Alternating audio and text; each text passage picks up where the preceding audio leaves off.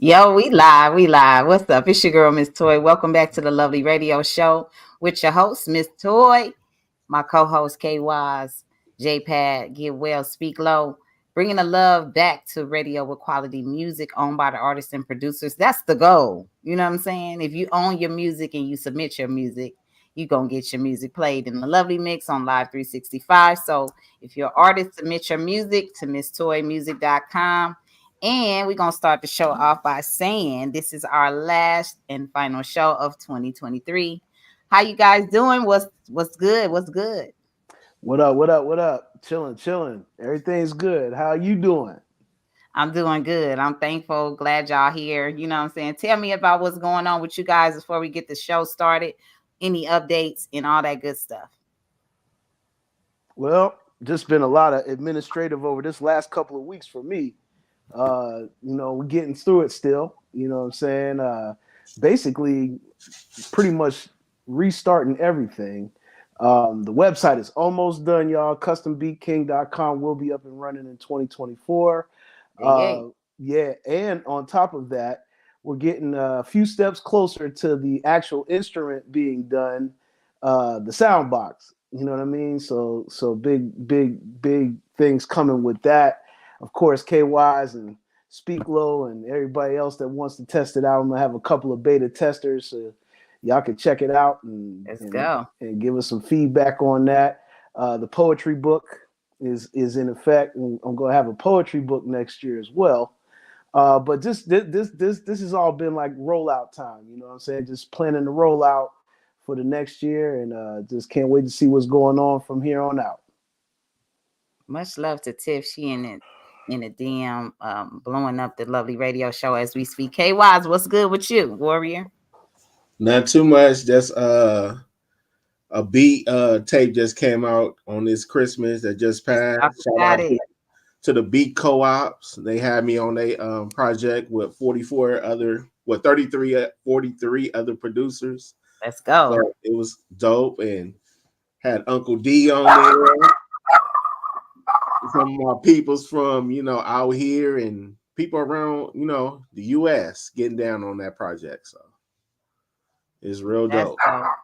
Y'all hear that Smoke is guarding the Go Lab, you know what I'm saying, very well. He's doing his thing. Nobody can walk outside or do anything while we're doing this because he's not into it. And he'll make sure that he shuts your walk down. You know what I'm saying? So that's what it's all about over here in the Go Lab. And of course, we're finishing up some new music for my new release that's coming. And it's been really amazing just working and getting some music done before the year ends. It's been very productive for me. So, to say the least, let me get into else is going on. It is also Ujima, the third day of Kwanzaa, collective work and responsibilities. Also, a day to honor the power of working together to build and maintain our community, solving common problems for mutual benefits. And what I say, I am joining forces every week with new artists to play your music. And once we raise the bar and tackle new goals, we'll get to the next bar. So, yes, this is what we add to the community.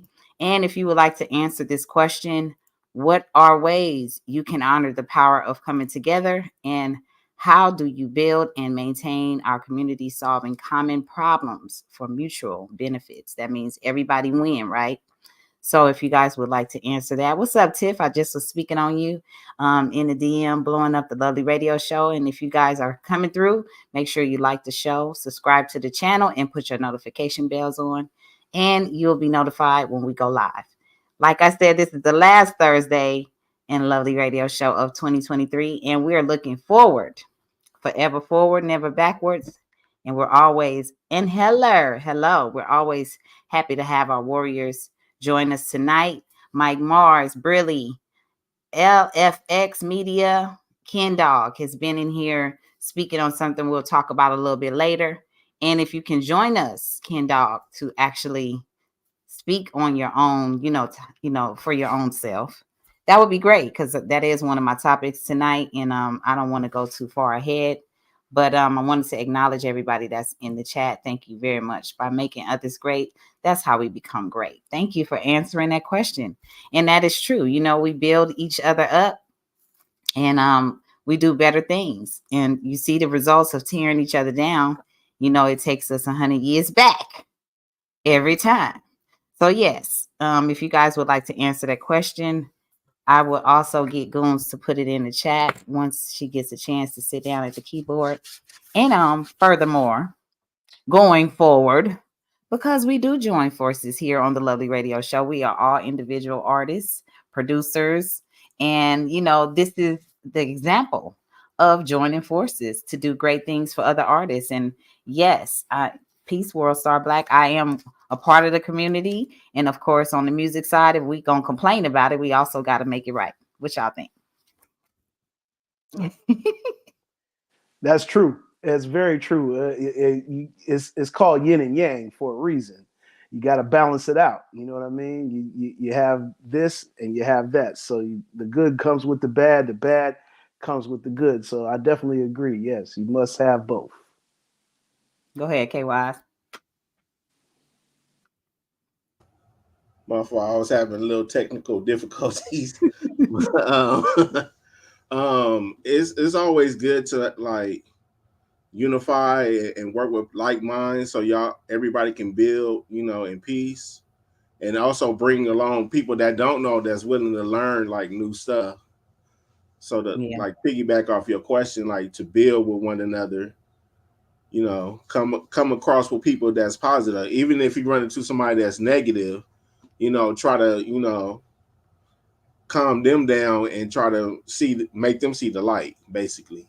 Right. And I feel like that is a good statement to make as well, because only way to solve problems is to know the problem and then find specific solutions. I'm into solving things, and but not everybody's personal business and problems. So don't bring your baggage. When it comes to music and things that I am an expert in, then yes. You know what I mean? I welcome that. But I don't want to tackle things that I can't, accomplish or I can't fix, because it's not my problem to fix. And I will not be taking old stuff into my new year anyway. You know what I'm saying? So, do we put more energy into Kwanzaa sometime as we do Christmas? And I feel like we don't, because everybody will celebrate Christmas so big that they'll forget about these traditions and things that we do daily. Christmas is just one day. And not to say that it's not a special day for people, but I feel like Kwanzaa and the method to the madness is all into, how we celebrate that. What do you guys think?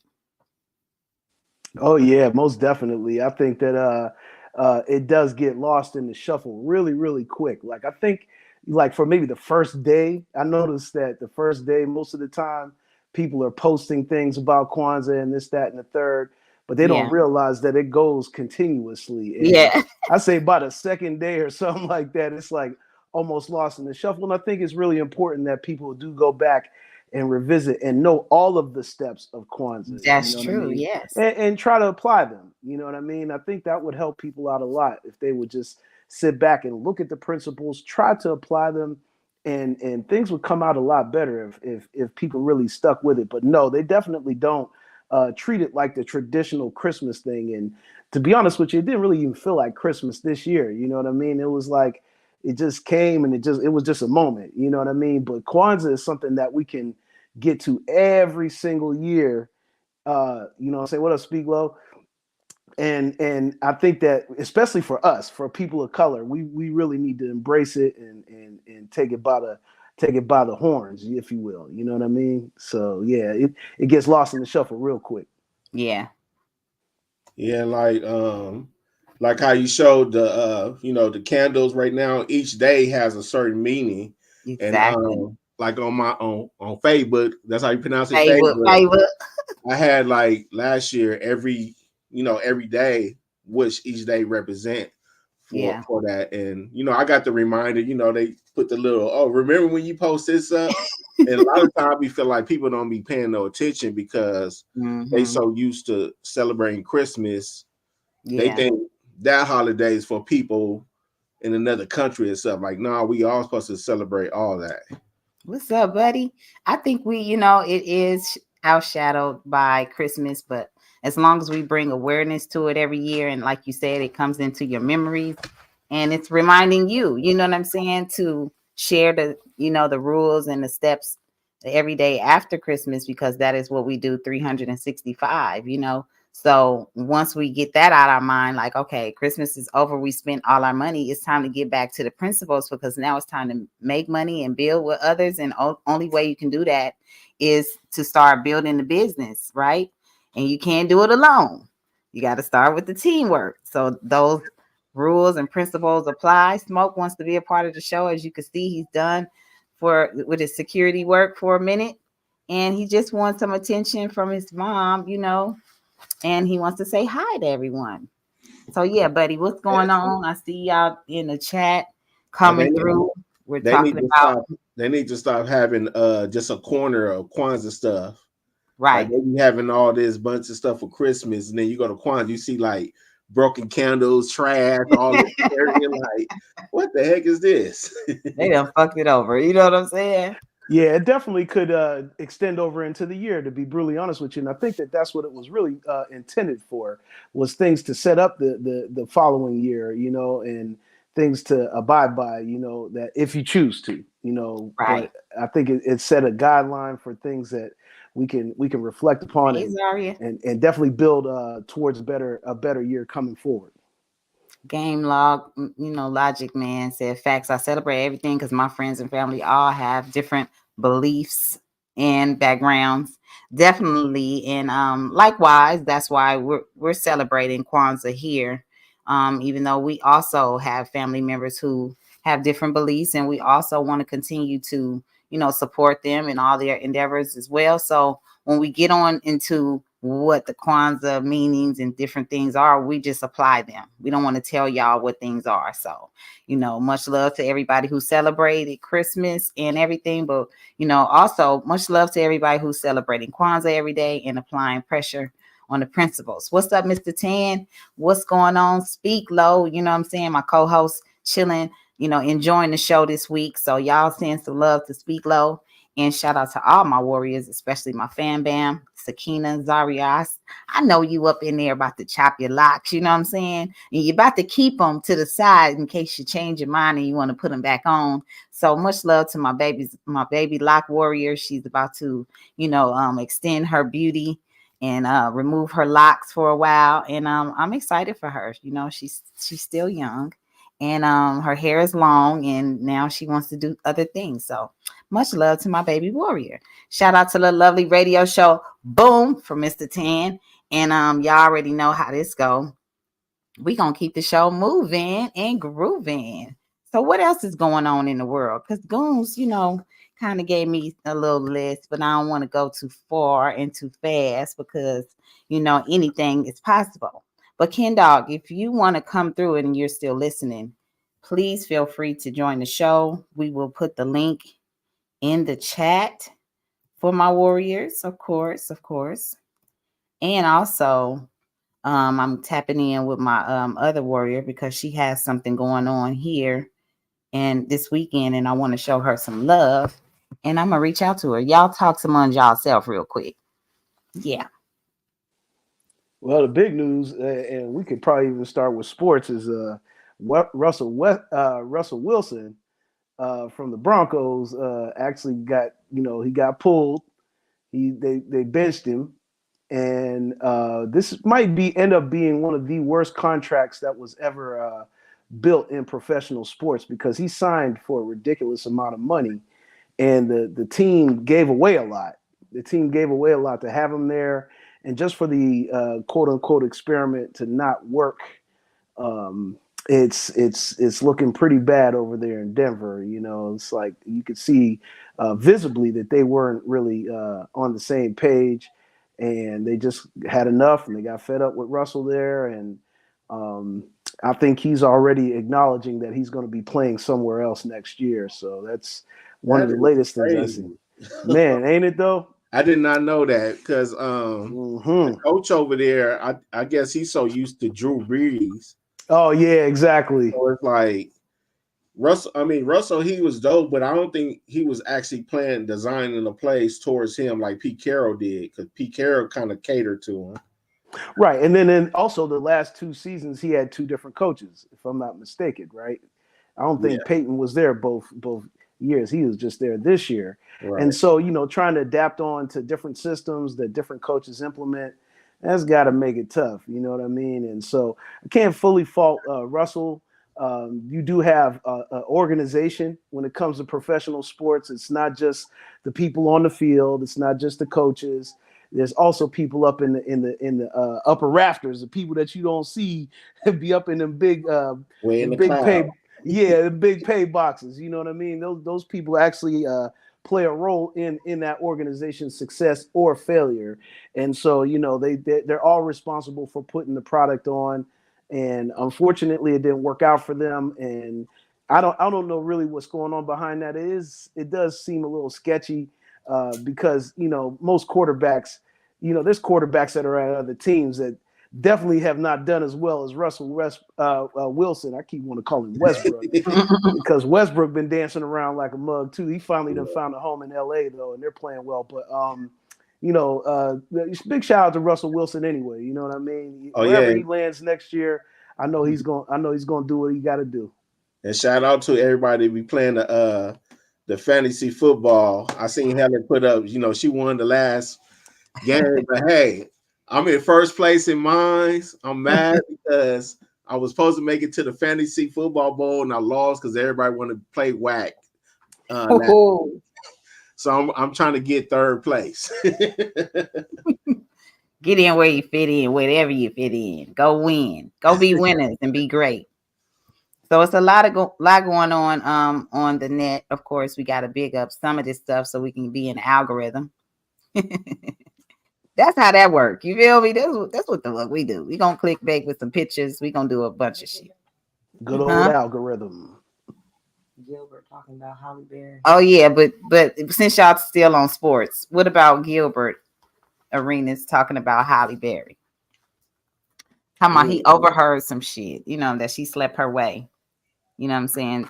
To get where she is. You have to inform me because I don't know the. Yeah, I didn't really look at that particular part of it, but Gilbert Arenas, if we all know him and you've been watching a little bit of his podcast, he's a very, very outspoken former NBA player. He definitely has a view that, some people are going to definitely look at it like, oh, but, that's Gilbert. You know what I'm saying? Like it was something that he dealt with in his career. If anybody that watched NBA back then when he played, he definitely had some controversial things going on throughout his career, and it's no secret that he's into controversy after basketball. So, I'm not surprised by things that come out of his mouth at all. No, I know he's full of shit. Also, you know what I'm saying? He's into the clickbait game. And being on these podcasts and different, arenas, what I'm saying, gonna make people act a certain way. And so when you feel like you need to talk about somebody else's business just because some shit you overheard, it's weird to me. You know what I'm saying? But he's the weird type of guy like that. He has that energy. Let's just play a clip if we can, just so we don't have to say much about a weirdo and just let him be weird by himself. You know what I'm saying? Sometimes you just gotta let a motherfucker be. You know who they are.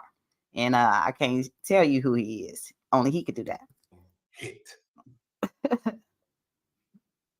Also, yeah. Every single one of them hit.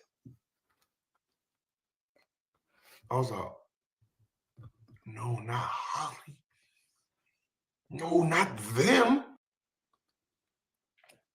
Every single one of them hit. Also, I mean, it's just wild that people need to say this. Who cares? Yeah, I was about to say, who is he talking about anyway? Like he's talking about every last one of them hit. I mean, like he's kind of like Harvey Weinstein name up there. So Harvey Weinstein. He was saying that he was the one that was saying it. You know what I mean? That he overheard him saying it. Oh, that Harvey Weinstein was the one saying it. Yeah, so he repeating some shit. Yeah, well, yeah, that's the world today. Hear some shit, repeat it. Yeah, definitely. Yep, he's just one of them guys that I'm not surprised. Once again, if you know who Gilbert Arenas is, if you don't, people that are watching, go look him up. Go you'll look it you'll up. you'll figure him out real quick. The hot mess is. Let's talk about it. Yeah, I mean it's some Everybody hot mess shit. fine. And it was like 4, 5 white dudes sitting there. Now Fair Harvey use. Weinstein, he was one of them. And Hmm. so I'm not in the front row. I'm in that, it's like the front row, and then you got the little space, and then the first row after that, so it's like the second row.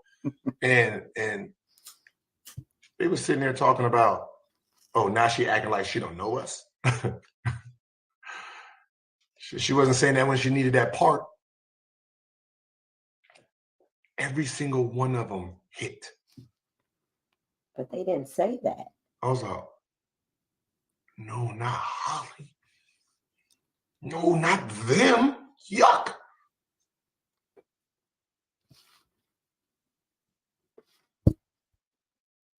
Damn. They got the berry. They got the berry. Dumb.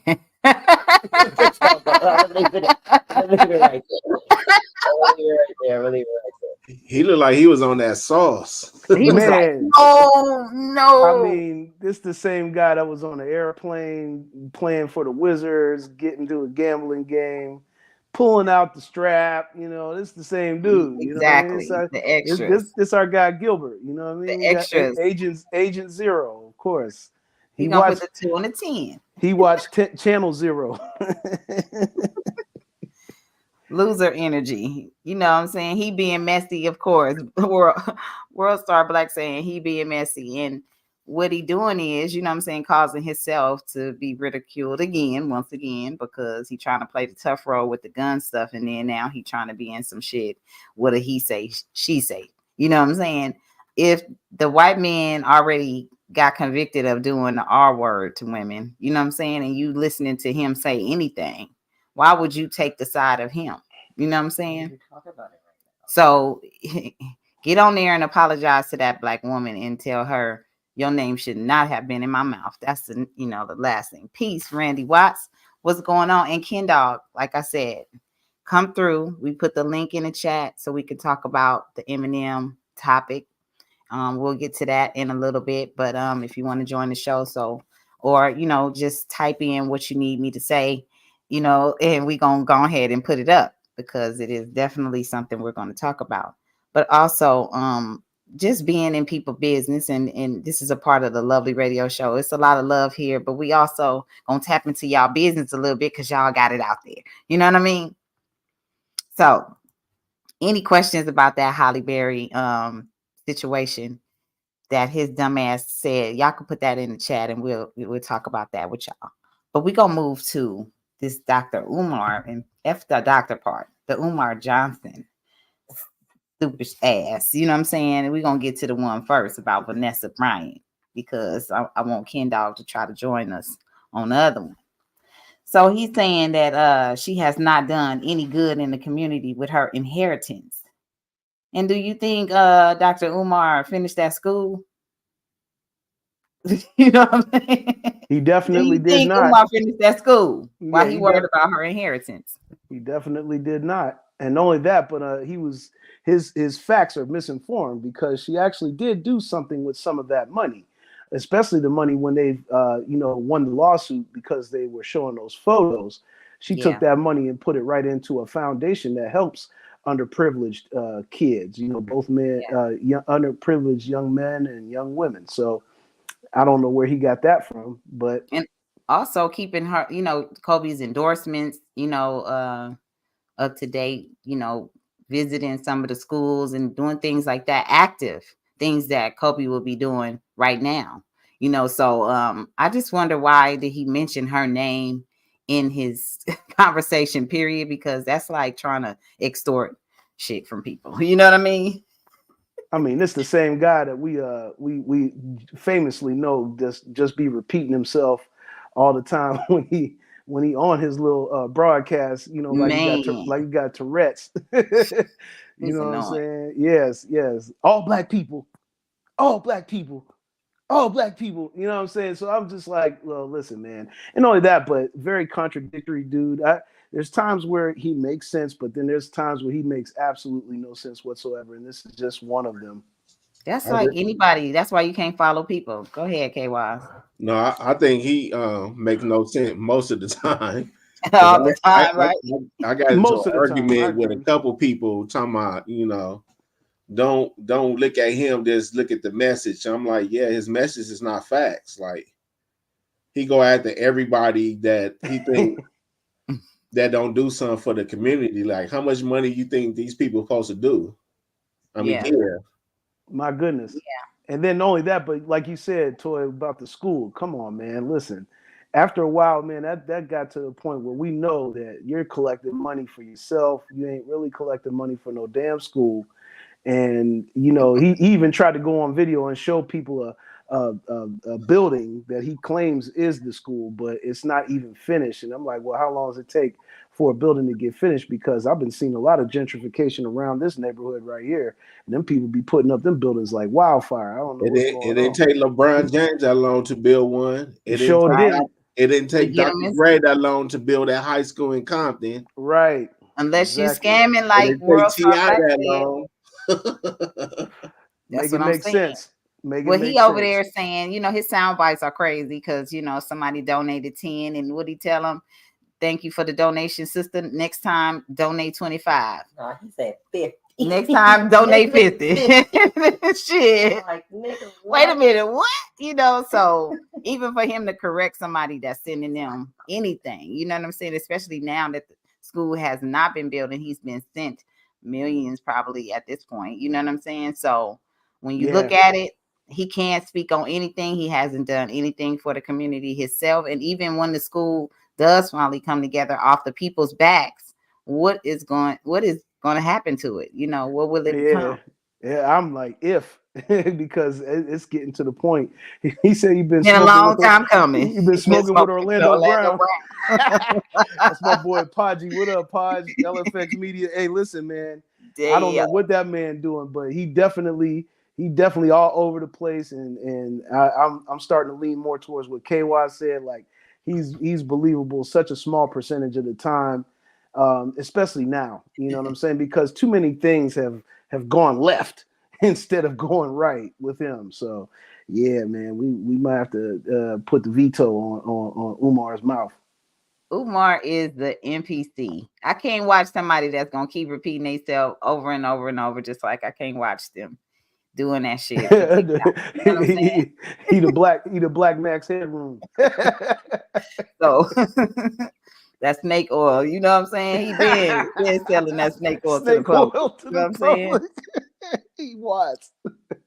He's not getting over on nobody over here. You know what I'm saying? Is what I'm saying. We're not supporters of bullshit, and we're not. I mean, I'm not an idol of people worshiper. I don't do all of that. You know what I'm saying? You a person of your word. You gonna keep your word. I respect you for that. You know what I'm saying? I don't worship you for that shit. You know what I'm saying? If you're a high powered person, you got a position, good for you, motherfucker. I'm gonna treat you the same way you give me the respect. I'm gonna give it to you. You know what I'm saying? Celebrities go the same way. I ignore them motherfuckers before I say hi if you got a big ass head or if you ain't already cool, I don't know you. You know what I'm saying? You know, I done walked in rooms and ignored niggas who was way more famous than me. And they said, Miss Toy out loud because I'm like, I'm not doing that. You know what I'm saying? Because I'm not a fan. I'm just you a regular person. We gonna keep it regular if you know how. So yeah, just like this. You know, if somebody say who is the best female rapper, I'm gonna say me first. You know what I'm saying? Trina just said, you know, says Beyonce is her rap goat. You know what I'm saying? And ain't nan bitch gonna check her. You know what I'm saying? So after crowning Beyonce the queen in hip hop for its 50th year, everyone has an opinion. This is what I'm saying. And everybody went off on Trina about her saying that Beyonce is the top female rapper. What do you guys think about that? Because everybody do have their own opinion, and I mean, does she have to say what pleases everybody? You know? No, she doesn't. She doesn't have to say it, but it does have to make a little bit of sense. Now, don't get me wrong. You know what I mean? Like, I mean, that's a pop icon. Yeah, Beyonce is definitely a pop icon. She's known for her singing. She's not really known for her rapping. You know, even though she has songs where she has rapped. You know what I mean? Like, she got songs where she rapped, but that though she's not known for that though. And you're right. Everybody's entitled to their own opinion of it, and she's entitled to hers. But I think that was just something that was going to raise eyebrows from the very beginning. As soon as you hear her open her mouth and be so gung ho about Beyonce, you're like, wow, I don't know. You know what I'm saying? They trying to get that to Beyonce. They might as well give it to Rihanna because she rap way more than Beyonce. Right, exactly.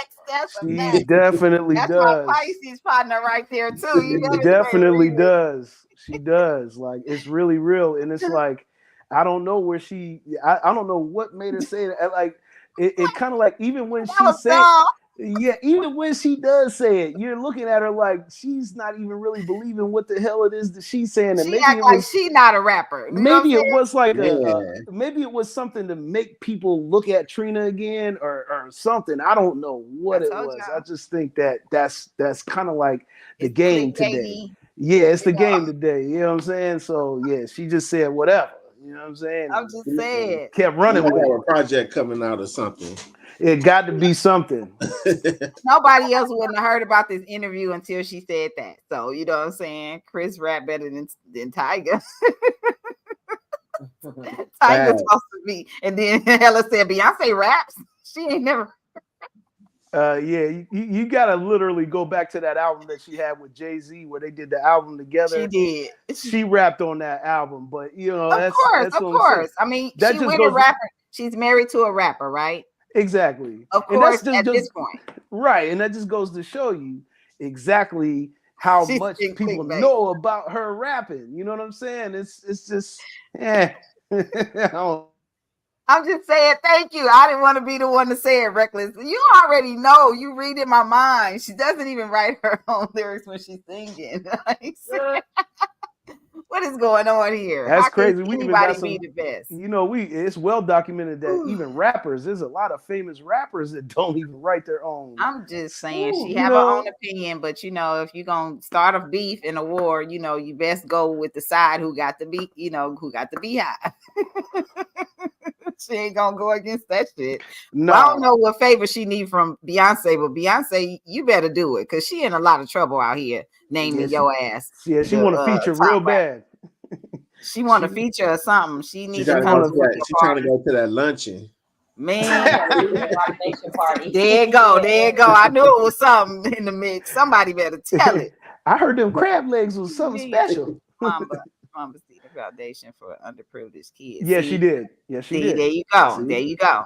So yeah, Umar, you need to be quiet. Talk what you know. Go do some research on the people you trying to, you know, undermine. So it just sometimes, you know, y'all got to get busted out for some of the shit y'all be doing. That part, Speak just said Drake barely writes. You're absolutely right. It's well documented. That is a fact. And that is a whole fact. You know what I'm saying? And at the end of the day, we know a lot of the rappers that y'all consider award winners and all of these because they got all these accolades and people said they had this amount of money that y'all believe them. You know what I'm saying? So it don't matter about the talent. We not talking about, we just talking about everybody had their favorites. Me and Goon say this all the time. We not arguing with you because you got your favorite. You feel me? So you got your favorite and I'm not supposed to argue about my favorite. That's the problem y'all have. You think that we supposed to go with what y'all like more than what we like ourselves. And we've been here, you know, way before fake music was even So at the end of the day, you know what I'm saying? You had to be thorough. You had to be polished. You know what's going on around here. You got to be a GOAT. You know what I'm saying? A real one. You can't just call anybody a fucking GOAT. And since Ken Dog not going to come through, we're going to go ahead and get into what else Umar had to say with his big mouth. Because I disagree with this one wholeheartedly because nobody gave nobody no permission to say this. No one told him to say this. This is unnecessary. So he says Eminem can't be the GOAT of rap because he's white. And it sounds dumb to me because it's silly. And America is not filled with all black people. We can, collectively contributed to hip hop. All of us, from graffiti, from the scratching and the DJing to the break dancers, wasn't all black people. Y'all got to just start doing y'all homework, because at the end of the day, we couldn't have this amount of love and millions, billions behind hip hop without everybody's culture behind hip hop. Okay, we couldn't go anywhere. That's absolutely true. It's one of those things that again, this is Dr. Umar, excuse me. I didn't mean to say doctor, but you know what I'm saying? This is one of the this is one of the other things that Umar does that you're just looking at him like, why, man? Why? And true. It's like you got to go back to the foundation of hip hop itself and what it stood for, and how we've been speaking on the different elements that don't get to shine. You know what I mean? We're so caught up in the artists and the rappers and this, that, and the third, that we forgot that there's DJing, there's graffiti. You know what I'm saying? There's all kinds of different parts of the elements. You know what I'm saying? From the clothes that we wear to the way that we talk, to all this other stuff that really, really plays a part in the culture of hip hop. And it wasn't just us. So it wasn't it wasn't just us. No matter how you want to slice the pie, if you ain't go back to Beach Street and see Ramon, he wasn't black. That's what I'm saying. You know what I'm saying? He was definitely something else. And there was other people, from like the guys from the New York City Breakers and a couple of the other, iconic, breakdance crews from New York. It wasn't all black. So we got to chill with that. Made some of y'all niggas step y'all game up, some of y'all bars up. I don't give a shit. You know what I'm saying? Even made old rappers try to beef with them and still got barred down.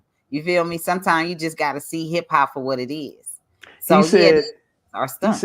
He said, does Umar have the authority to speak on hip hop? I don't think Umar has the authority to speak on black people, period. And to be brutally honest with you, at this point, YouTube gave him permission over here on YouTube, these YouTube streets, because anywhere else people be looking at his ass like he crazy.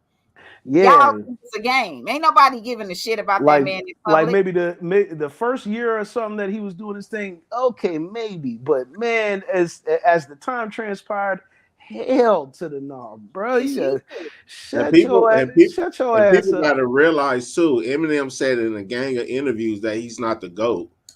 He know himself who's better than him, to him. Like, he never put himself on a high pedestal like that. And that's everybody. Umar, he need to recognize, like, he is nice. Like, I don't care what color he is. Like, he studied how to MC. He imitated the greats. Yeah.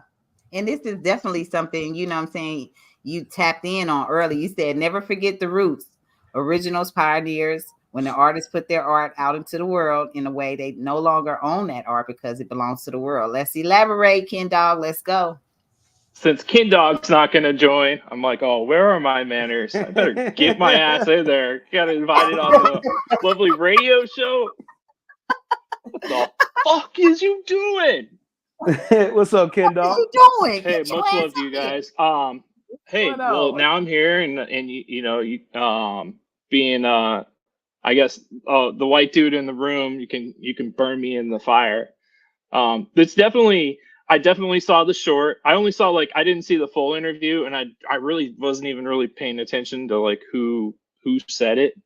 But I definitely do have an opinion on it, and I guess this is kind of a somewhat of a calls them as I see them type of approach here on this one. But my thought on it was,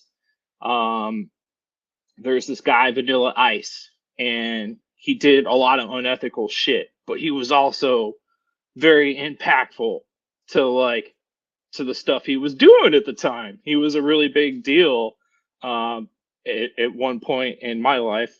Surely I was a youngin' during that. And so basically what my thought was is everybody in the room agrees gentrification is a thing, right? Like I heard that word come up earlier, and the way I kind of see it is like Vanilla Ice, while it might not have been his intent, he kind of stole hip hop and rap for other, not only for white people but for other races. And I guess that's a harsh word. However you look at it, whether he pioneered it or he stole it or he twisted it into like something that he thought would be neat. Who really knows? The guy could have been a plant for all I know. So, but yeah, so that's my thought on it. Is I like, wouldn't put that much on Vanilla Ice like that. Like he actually was like a rock into rock first, and for some reason they swayed him to rap because rock and hip hop is similar, but I wouldn't say he sold it. I would just say they just put him in a position that they see they can make money off of him because his color of his skin, he can actually dance. Even though his rhymes was terrible, they Don't saw forget the a gangster shit Suge marketability did about to get him. him out his deal. So that's probably why. I was about to say he was the one dangling over the damn balcony and shit. You know what I'm saying? Maybe that converted him right back to rock and roll. Yeah, actually, that is true, and maybe should have dropped him, but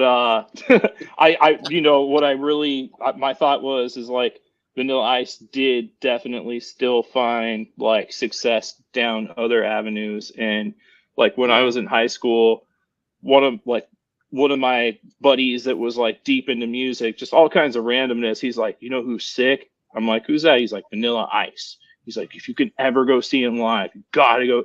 And I'm like, what are you talking about? Like he's in some cornball Go Ninja rap stuff, and he's like, no man, he's like into metal and he's into rock and he's a real life rock star. It turns out, right? Such a trip, and that's really what it's all about. Like he definitely didn't.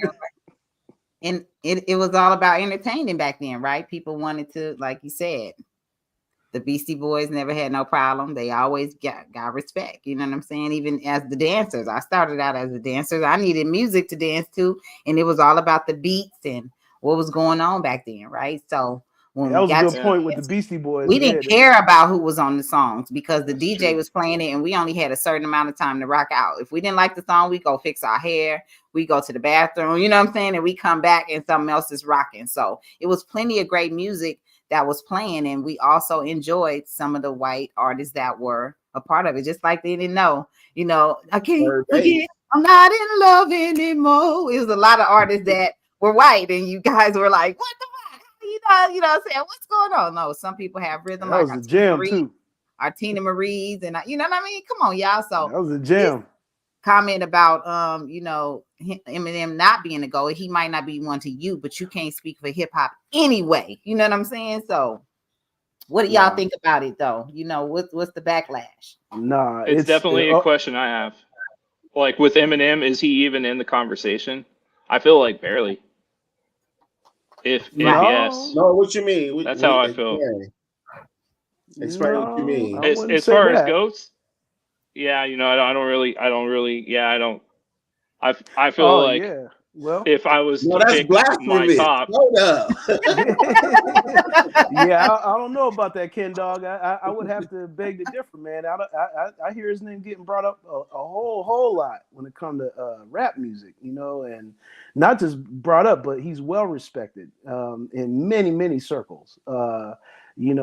Just what it is. You know what I'm saying? His story is his whole entire come up, everything. I mean, like. The man got a documentary that was a movie about him coming up and being who he is. And if anybody watched the movie, it's not like he actually, just walked his way into the industry. He had to kind of like earn his way there. You know what I mean? Yeah. So exactly. He had to go through people like my homeboy. Shout out to Otherwise. That was the first MC that beat him in a battle. And Proof, RIP to Proof. You know what I'm saying? Those are really my MC. Yep, D12. Yep, D12. Big shout out to D12, and he's a legend in Detroit for sure. You know what I mean? Oh yeah, without question.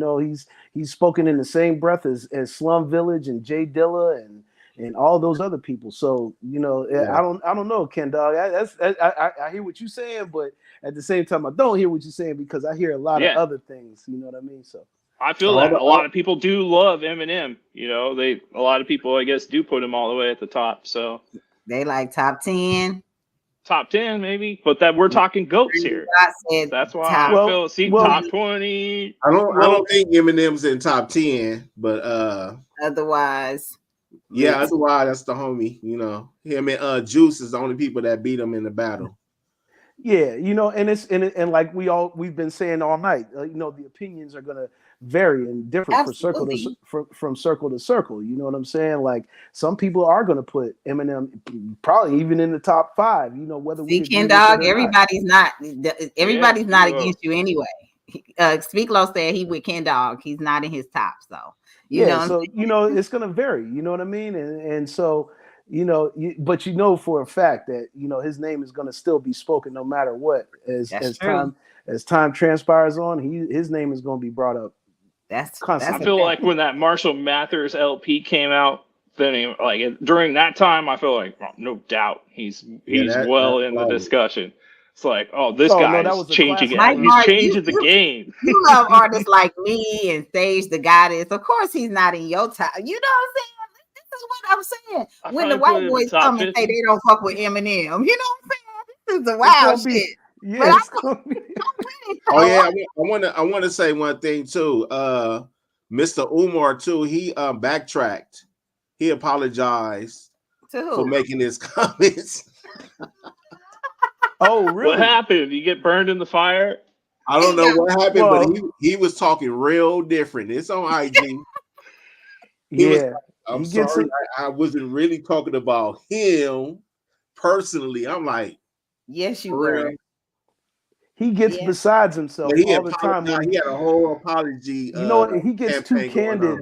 Yeah, he gets too candid. Anytime anybody invites him to come do an interview, his candid factor goes through the fucking roof, and then he has to backtrack. You know what I mean? So, man, we don't believe you need more people.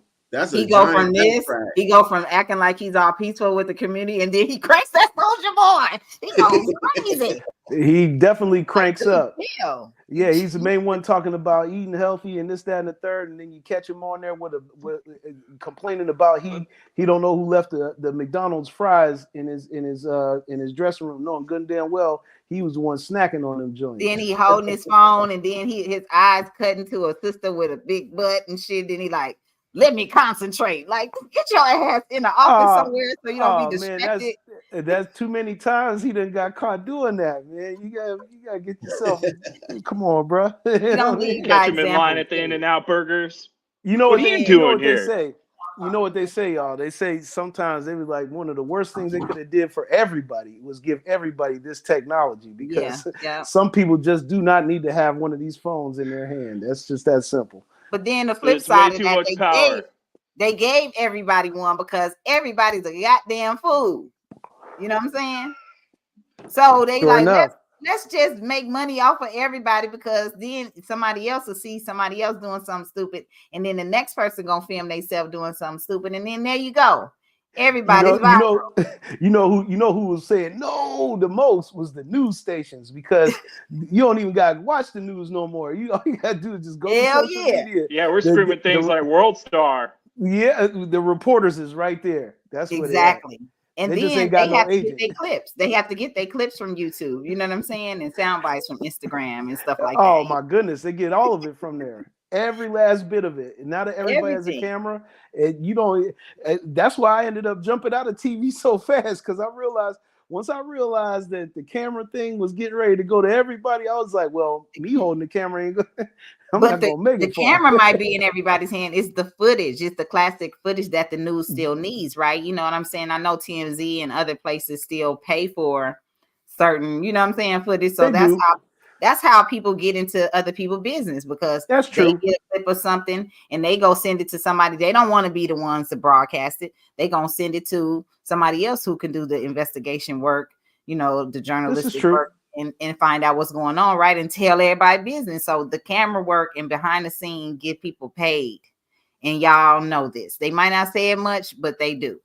They do. And then Drosy said the Bee Gees. He said Rocksteady Crew was mostly Spanish. Like, so hip hop, like I'm telling y'all, collectively, without all of these different colors and flavors and seasonings, we wouldn't have all this different stuff that's going on that's positive on the music side, where we're able to make our own money and different things like that and be our own bosses. And without all of these different things happening, we couldn't have had any of these things that we enjoy today. And, True indeed. And one thing he said that I think it is kind of dangerous. He was like, if all black people just had what we created to ourselves, you know, they will really panic, like we seen on a skit today earlier with Godfrey, the comedian. Mm-hmm. How he was saying, like, if we did this to ourselves and we kept it in no other race, you know, really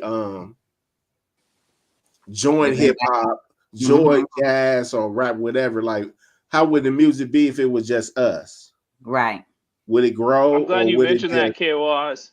That was kind of something similar that I typed in the chat as I was kind of just like brainstorming on this subject.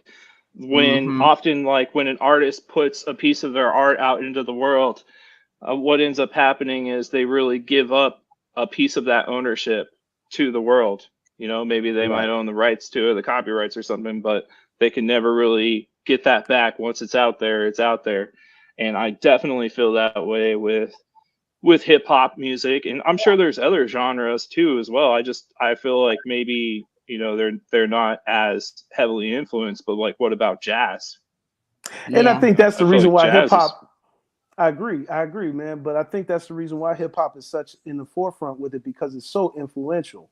You know what I mean? And the other genres do exist, and they got their shit too. More shows, exactly. They have everything. They got their shit too. It's just hip hop is that influential, and rap music is that influential, and that's the reason why it stays a consistent subject on us and things of that nature. But I agree with everything that everybody's saying right now. It's really time for people to just put that to rest and just say, hey, look, man, we all played a part in this shit. Now, first of all, while we do have this white man on this damn panel right now, what the hell do our black asses have that we can say we own and we can not let people in? We don't have shit that we can't allow people in. We don't own it. Right. We own it because it's our own intellectual property. But at the end of the day, when it comes to funding, what do the artists do? They run, get a manager. He run, go get a deal. He go get a deal from the white man. The white man own the music. They go out there, act like they rich as fuck when the white man own the music. Knock it off. You feel me? So that's what I'm saying. Everybody's involved, no matter what color, whatever race, whatever attorney you go to. He's a white man, a Jewish man. Somebody is handling the business other than your black ass. You know what I'm saying? Exactly. So, yeah. In order to have money, you know, in order to have money in this business, you had to go to somebody who had connections to some way to make sure everybody can hear you, right?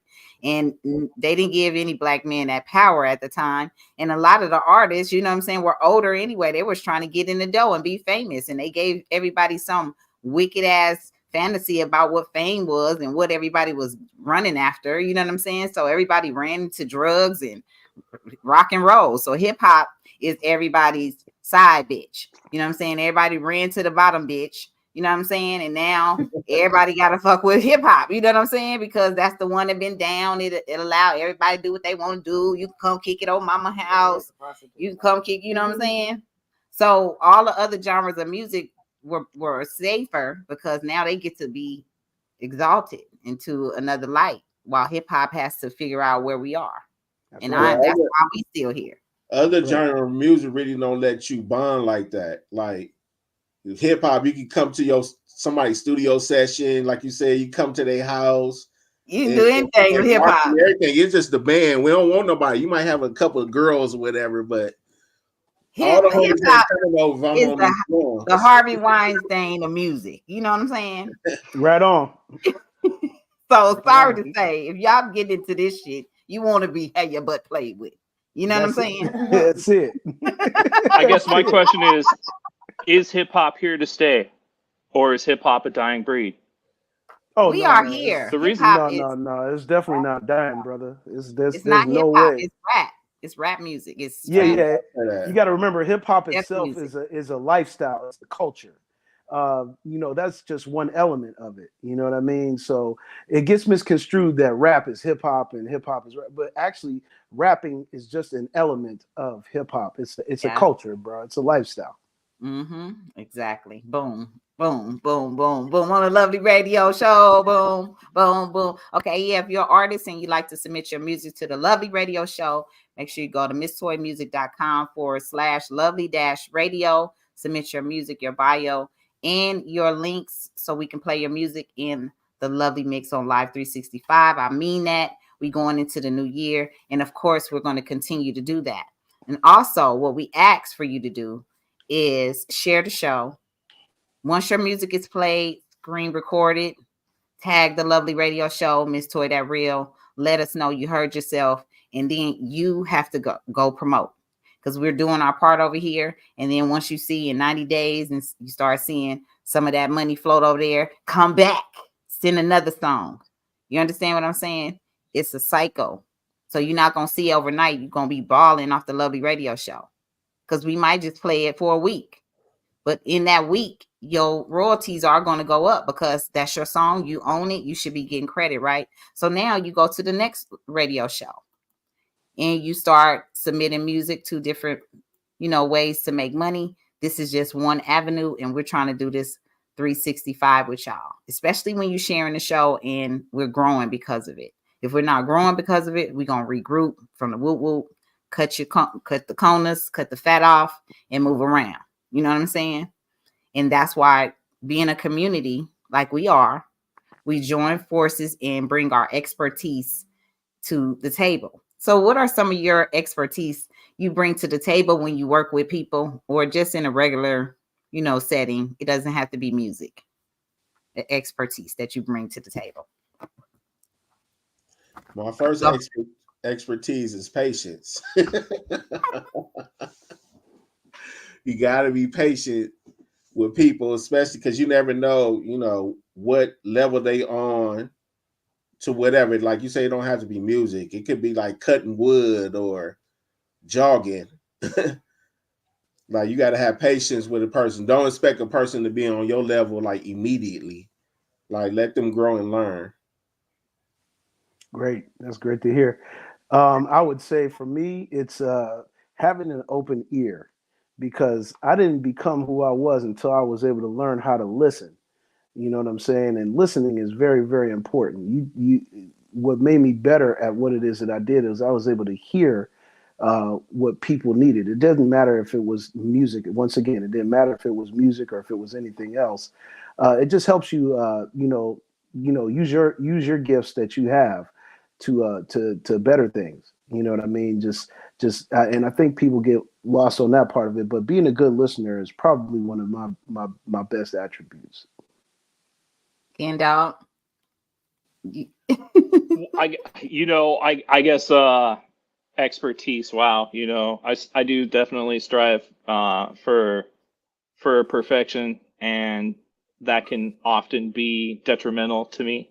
But as I get older, I can really identify, that sometimes some things don't really need that much time, and they don't need to be perfect. So, I guess that comes with life and experience. But I do want to call out an expertise that I see, as a guest on the lovely radio show. That one thing that I see in a quality that I see in all of you that host, know who you are is consistency. I feel like you're always consistently delivering a badass episode, and whatever the subject might be, if it's a current event or not, they're always interesting. And the fact that you're always here, that's the thing that I see in all of you. Definitely. Well, one of them. Being consistent. I appreciate you seeing that. That's one of the things that we definitely try to be experts in. No one can be perfect in anything, but one thing I do try and convey to people that I do business with is I know I'm intimidating, so I try to have a great sense of humor, And also, I just This I'm also joint is just bomb. a genuine person. What's up, Mr. Payback? And I'm just a genuine person, so I might come off real strong to some people. So I hope, in this new year that people won't break and shatter as easy, because I don't feel like changing. I'm 50, like hip hop, and I'm not gonna be the bottom bitch. I'm gonna be on top of this shit. You know what I'm saying? Of this next quarter, because we're gonna go with quarters. um it's time to just see you guys doing something different, and if I see some changes and stuff, I'll change a little bit too, just to make sure that everybody understands we're doing this together. So I definitely don't want to come off like, oh, I know it all, because I don't. I'm learning with y'all. You know what I'm saying? So if I come off like I'm intimidating y'all, I don't mean to, but this is how I've been having to be brick tough in the game, right? And I wouldn't have made it this far That's being a right. pushover. That's right. And we couldn't have had this show and all of that stuff. I wouldn't be talking to y'all because I wouldn't even know what to say to y'all. So after so many years and experience in the game, one thing about me is I'm definitely make you laugh, smile, but don't come with the weak shit, because that intimidation part about me gonna creep out and you're gonna be like, oh, fuck that bitch. And I'm okay with it. I'm okay with being a villain in your movie. But just know you the clown in mine. You know what I'm saying? So that is how we gonna do that. But yes, my warriors, he said bars and expertise is his. That's Randy Watson. You right about that. Speak Low said, editing and adding to the soon release, because he got new music coming out. And while I was saying that, being an expert doesn't mean you have to be perfect, but that means focus on one thing at a time. You know what I mean? That's that. And just going into something new, right?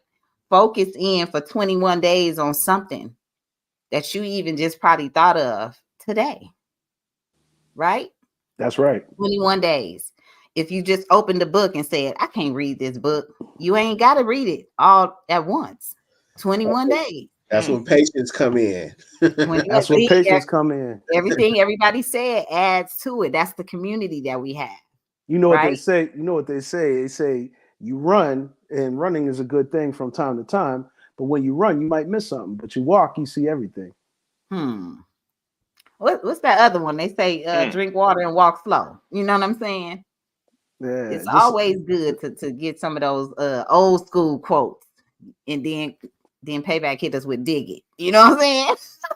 That's an old school one right there. Dig that. That's one of mine. You know what I'm saying? Like, you got to dig that. dig that. You know what I'm saying? And what we do over here on the Lovely Radio Show, we show a lot of love to the community in and outside of our own ethnicities, and we branch off to do big business and big things, right? So we're growing over here, right? So after an hour and 30 minutes and I'm not over here, I will be on Twitch. So if you guys want to join me over there, that would be great. And that's where I'm gonna get a ching ching, which y'all call a bag, right? So why would I be somewhere and I'm not making money? That don't make no sense. Right. So tell us some of the places, you know what I'm saying, that we go on these Oh, internets where you can make money at. Do y'all know all of the places where y'all can tell people how to make money on the internet? I know some of them. You know what I mean? One of them is I'm right there with you. I'm on Twitch as well. Been on Twitch for quite some time, and that's another thing moving Yep. forward with my rollout. Is a Twitch show, and we're gonna have fun with it, and we're gonna make money. Yep. And really just paying attention to the trend of things, because the business is constantly evolving. So you have to stay with the times with it, and understand, like, this week it might be one thing, next week it might be something different. You just make your adjustments and you go along for it. But Twitch is one. YouTube is definitely another one that can monetize and can make you some money. Yep. In certain retrospects, depending on who you are, what type of content you're creating, it could be TikTok, it could be Snapchat, it could be any of these, you know what I'm saying? ACX, yep, narrating books, that's right. Absolutely. And a couple other things that we're coming across, like we even looked at a platform called Fanbase. And that's another thing that started by Isaac Hayes III. So big shout out to Isaac Hayes III. We've been checking out your platform. It's pretty dope. And I think that everybody should tap into these sources. But yeah, there's a lot of different places where you can make money. But the first thing is consistency with your content, and so that's a very important thing. Anybody else want to add to that? Well, They if also, all else fails, you could hit up the You hub. said fans only, but it's only I fans. mean, if that's the type of content you want to make, Yeah. there it is. You know what I'm saying? TikTok definitely, you know what I mean, when your numbers is up. So I'll be able to go live soon. Once y'all go follow me on TikTok, Miss Toy That Real, like my IG, and of course on Twitch, because that's what we're trying to do. If we got to grow our own bag, then that's what we got to do. You know, it's the audience for everything, right? It surely So is. when you go to these new sites and you see all these thousands of people just tuning in to people DJing or doing their makeup or doing their hair, and we do all these wonderful things, of course, I want to add into all of my sources of income. When I see this, I'm like, okay, it's TZ, get to work. You know what I'm saying? What can we do? But sometimes I do music so fast, y'all, I don't even get to record myself because I be in the zone. Like I need a secret spy, you know what I'm saying? A spy camera to be like, okay, now she about to get to work. But I've been slapped the shit out of the damn fly cam, you know what I'm saying? And killed it.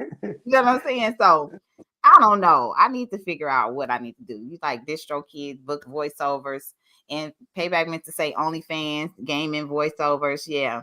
There's Always a lot money of to be things. made, for real. Always Yep. money to be made. You know what I'm saying? So if y'all was losing ideas and didn't the have Forex any market, ideas, yeah. The yeah, market. if you know, here are some new ideas to tap into, guys. You know what I'm saying? So that we're not always out here just telling y'all what to do. We also is giving y'all some references on how to go search some stuff to make some money, right? Yep, We're not the absolutely. only And we ones can out here trying to make money. I know that. right. Am I the only one? What? No. Shouldn't be. Go ahead, You J-Pad. should. No. I was just gonna say, the more that I'm digging into these things, and I've been doing a lot of administrative work over the last couple of weeks, that I'm realizing that everything that we're doing, we have to realize that it's product. Okay, and if you understand that you're making a product, then you can focus on how can I make money off of this product. That would be one thing to keep in mind, because we are developing product, no matter whether we're making beats, if we're doing songs, if we're making a shirt, we're making anything, we're making a piece of paper that has something on it. It's product. You know what I mean? And once you start to understand that, right, once you start to understand that, you realize that you have an opportunity to make some money, and you just got to dig in. You got to find out what it is, take some time out, if you got to, and go for it. Yeah. That's how we do. We move over here like that at the Lovely Radio Show. So when y'all want to tap in and you're a new business and you want to advertise your business, tap in with us. You know what I'm saying? You can advertise your business on MissToyMusic.com. And like I said, we're also on Twitch. So if you want to stop through like Ken Dog does, you know what I'm saying? When I'm like, and we put the link in the What chat. you gonna do? What you gonna do? You know what I'm saying? What? So yeah, we act a fool over here on the I'm Lovely gonna show Radio much Show. love. That's what I'm gonna do. Shout Yeah, out to he the shows chat. the fuck up. He shows the fuck up like Payback just did right now. Like Yeah, for real. What up? What it do? Booyah! Oh yeah. Man, Happy New Year. You know what I'm saying? Yep, And but everything. yep. What's going on, Paybiz? Send me some heat in the email. You know what I'm saying? I'm As working I on do, I gotta switch up. Hold up. I gotta put switch it up. my payback. Oh. Welcome, He Payback. got his own. Yeah. Put those on. The Those Payback. are sick. Payback with the bass. Tell them what you do, Payback, because in case they don't know what the fuck is going on right now. Oh, I do beats and I Is that play a bass. music thing? Who You know have what I'm you saying? done beats for, sir? Who have you worked with? I have worked with the Sweet lovely setup, dude. with the lovely Miss Toy to start off things with.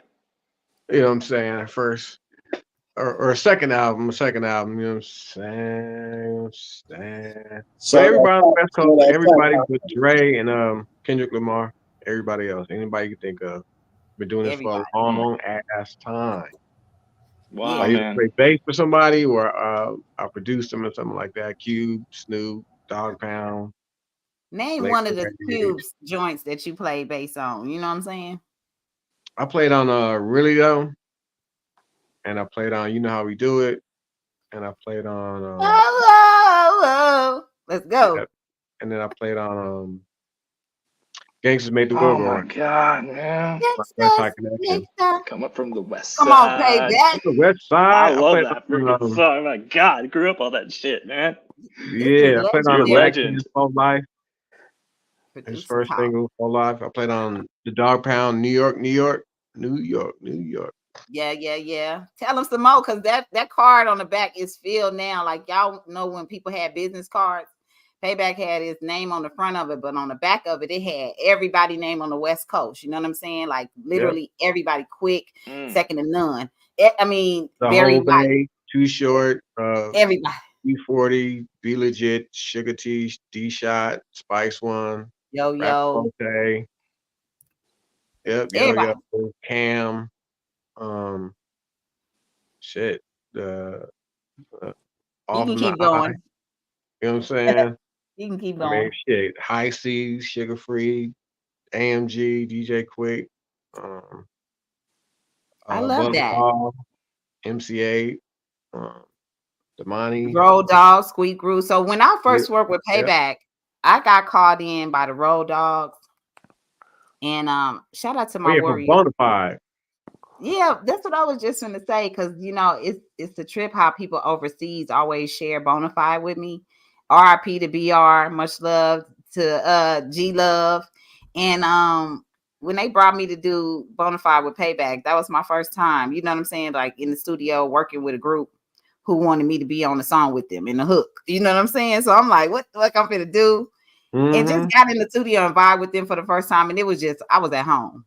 So by the And I was time I like, did work damn, what'd you do? And I gave you a beat. yeah. I came back through and You did my can't song. stop. I know, I you know you want it. want it. Don't you Hey, do I it. was That shit rocking go out. hard. Toy Payback hard. said, he just put a funk on the beat, you know what I'm saying, that allowed me to just open up and not just, rap or keep myself in a box. I started doing rock with Payback. I started Yep. doing, singing more. And so it opened up a can of worms and whoop ass for a lot of people when I worked with Payback. You know what I'm saying? For sure. So They- shout out to a legendary producer on the West Coast with that producer talk. We Wow. always have some producer talk, right? So when you get in the Starstruck over studio, y'all gotta elaborate on some of this. This is all y'all question, even though you don't do music, Ken Dog. When somebody comes into your home, you might feel the same way. Payback. Yeah. What is the order of business when you work with an artist in your studio? Go. They buying a beat, they pick the beat, they gotta break bread or fake dead. Yeah. And it was crazy with Toy, you can make a beat in her face. And how fast you can do a beat is how fast she writing a song. And it'd be tight as a motherfucker. She be like, I got a hook. I'd be like, God damn, let me finish the beat first.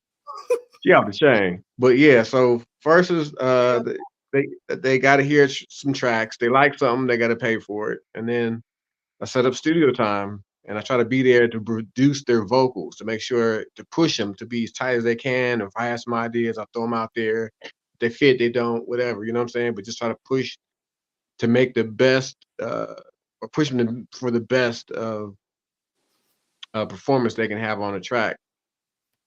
And then depending on their budget, I can mix the song, or we can have an engineer, Joe Warlick, to mix and master. Yeah. And that's let me go put that motherfucker out in the dig. Yeah, man. I'm But see, saying. but with Toy, like most rap artists and R&B artists show up a half an hour to an hour late. Toy shows up about 10 minutes early, and she be in her car like bussing, getting in the mood for the track. And you just have to look out the window, you see her outside, like, girl, come on back here. You know what I'm saying? She always on time. She busts, she do her thing, she do a hell of a job. You don't just say shit, just hit record. And then she, all right, I'm cool. Send me a copy, pay back, email me something, I'm gone. She just be out of there, like no entourage, no bullshit, and she lays on fire, and she'll right in front of Cock of the anybody. whip and just 1,000 smash. motherfuckers in the room. Never intimidated. It could be Cube, it could be Snoop, it could be Mac 10 Dub C, whoever you're thinking about. And she'll be like, all right, what I gotta do? Boom. And she gonna bust and be right there with her, man. Toy's a beast. She's the best rapper, a female rapper, period. In my eyes. I work with Queen Latifah, I work with MC Light, I work with Sugar T, Silky Fine, like whoever you can think about on the West Coast. Nebula. Nobody kills her. She's Ice Cube with a skirt. What they just said, motherfucking, I said in my Ice Cube voice, and Sylvia gonna say Miss Toy is the female Ice Cube. That's the female Ice Cube. The female Ice Cube. That's 2 hours just ago. Tone of her voice, she just come like, just vicious. Ooh. Legendary time early, you late when you on time. And I don't take it serious anyway, you know what I'm saying? But I'm gonna let y'all go on. And what's the ideal studio session with y'all? And we're gonna get into some of these sessions. Well, for me, basically, I basically have make sure that people be there on time. I have to, you know, it's just a standard that I set, and that's my policy. You know, if I know if you're late, you're losing. That's my words. And also, I try to make sure that the artist at least is 3/4 to almost all the way prepared for the song. You know what I'm saying? Before they actually come in. The way that I normally do it in this day and age, especially now with the technology and stuff, is most of the time people will put a request in for me to make a specific type of beat. You know what I mean? So I try to be spot on with that and get that all the way established before they even come to the studio. So that way they're familiar with the track. You know, they've already had a chance to write to it and this, that, and the third. The beat has already been paid for, you know what I mean? So then now it's just time to come do the studio session. They come lay their vocals down and this, that, and the third. And similar to Mr. Payback, you know, either I'll mix the record and master it, or, you know, I'll outsource it to somebody that's to the artist's liking. I do try to do that producing, which is coaching through and making sure that people are definitely seeing the best of what it is that they're doing, you know what I mean? And not just, you know, giving a half-assed effort and this, that, and the third. And yeah, pretty much that's it. You know what I'm saying? But one of my main things is be on time, be early if you gotta be, you know what I'm saying? But you know, let's focus and let's get it knocked out, because I got the next person to get to. Okay, wow. Well, with myself, I make sure, you know, the person has an appointment, because, you know, people come knocking like, hey, can you record me? Like, you got an appointment? Like, True. you ain't got no appointment, you gotta go back and call me. But most of the time, it all depends. Like when they set their appointments, if they just want to be engineered or engineer and produce at the same time. And a lot of artists come through, they just want to be engineered, and I let them get away with some wacky stuff, some crazy stuff sometimes. Yeah. And I'd be like, I'll give them a hint, and I'd be like, you like that? Like, they be like, oh, yeah, that's cool. Like, okay, I'm just pushing buttons. But if I'm actually producing you, which more than likely, I don't really have to produce Toy, because Toy can do her thing. All the time. Anybody else, you know, they'll ask my opinion, and I give them the criticism. Some people can't take it, because when I'm in the studio, I'm serious. I'm not playing. I'm not going to sugarcoat it. I'm not trying to be your buddy. I want the record to be the best that it can be. And then, you know, I'm mixing it, I'm mastering. It's like a one-shot stop shop here. So that's just my thing. As long as you have your appointment and come through, and, you know, and then I spread it around. I'll be like, hey, listen to this record. I might give it to J-Pad, or I might give it to Payback, or I might give it to Speak-Low. Like, how this sound? Yeah. They be like, oh, no, you got to change that. I'm like, okay. Because I trust y'all. Like a lot of other producers, sometimes I'll be like, are you genuinely telling me the correct answer, or are you just saying it because you hating? Or they right. Right. You have to watch out sometimes, like who you want to listen to your track and see it's true. Get the right input on it. Very true. And we will say this too. One quick thing about Miss Toy. Again, we're gonna come right back over here to Miss Toy, and we're gonna say this. Miss Toy is a dope writer, a very dope MC, the best female artist that I've ever, in my 30 years of doing music, ever worked with.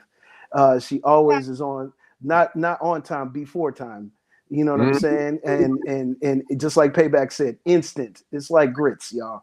It's instant. You know what I mean? And then on top of this, I'm going to give her one other crown, and she is actually a dope engineer too. Thank you. Yep. Thank you. You guys have taught me well along the way. I've gotten lessons, personal lessons from each of you, actually. As producers on this panel, when I first got my Logic, I was in Atlanta, and I broke out my laptop, Payback, and I said, "What to do?" What I say? What I do, Payback? I was like, I got my mic, I got my headphones, I got my speakers. What else? I was like, you got a program? He's like, I get that. I'll be back. Bam, I got a program. How I do this? Name this, do boom. I sent her a beat. She sent me back vocals, labeled, compressed. Consolidated. That part, you know what I'm saying? And that just part the take that I need. Man. Yep. When I called Payback Ginsu in the studio, because I watched Payback do so much stuff that when I started recording myself, I didn't even know knew how to do this shit until I got back in the studio with Payback, and I said, "Oh shit, I be moving like Payback now." You know what I'm saying? Ginsu, little baby Ginsu. Little labeling stuff and moving stuff around, and I've been in the session while he been recording other people, not just myself. And then when I've recorded in the studio with him, just being an artist, like not just sitting back on the couch smoking my weed, you know what I'm saying, or getting drunk. I'll be sitting at the console with Payback, like I'm sitting with him, watching his fingers go all over the place, and him producing the track, or him say, go in there and do the line like this, you know what I'm saying, or whatever he would do. And I would be like, okay, and go in there and hear the shit and be like, damn, Payback, that was tight, So working alongside people in a setting like this, and you're an artist, it takes time. But like you guys have ADHD now, y'all don't have patience. So some of the stuff that y'all learned along the way, you really didn't learn it because you haven't really paid attention. Some of these artists and producers that you have here on the lovely radio show, such as myself, can teach you a little something if you stop, you know what I'm saying, and pay attention. If you want to learn. Just a little bit. If you want to learn. Ken Dog, what have you learned being a part of the VO? I mean, what I want to ask or kind of throw out there is, what about chemistry? Like, I feel like that really matters in a studio environment. Yeah. Critical. It's critical, Ken. It's critical. That's a good one. Yeah. I kept coming back. There's studio. like, you gotta know when to hold him and when to fold him. That's right. No, it ain't working out. We ain't gelling. Ken Dog, Payback sent me about 15 tracks. Like one of the first time he gave me a solo CD for myself, and I was just like in awe. I didn't even understand what it was like to get a whole CD. These are mine. I could pick from these. What? And so I started picking some songs, and I did this song, Make That Money, and Them Boys, right? Payback made some bangers on his CD, right? But then I was like, okay, I picked mine. We passed it on. So the group I was in, y'all know I'm in the militia, motherfuckers start asking, who writing Miss Toy shit? Right? And I'm like, wait a minute, what they talking about? What song? Somebody fraudulently recorded a song or something for me? And so they was talking about these Payback tracks. And like you were saying, it's about the chemistry, right? So we ended up doing some work with them, and Method Man ended up using these songs in the strip club, you know what I'm saying, type of documentary. So it's like sometimes you just never know where the chemistry gonna come from and what the song gonna do. Just like Green Like That Green. Green Like That Green ends up in Bud's house. Payback called me, so I need you to make a weed song. Tell him about that, Payback. Yep, I sent you a beat with a hook.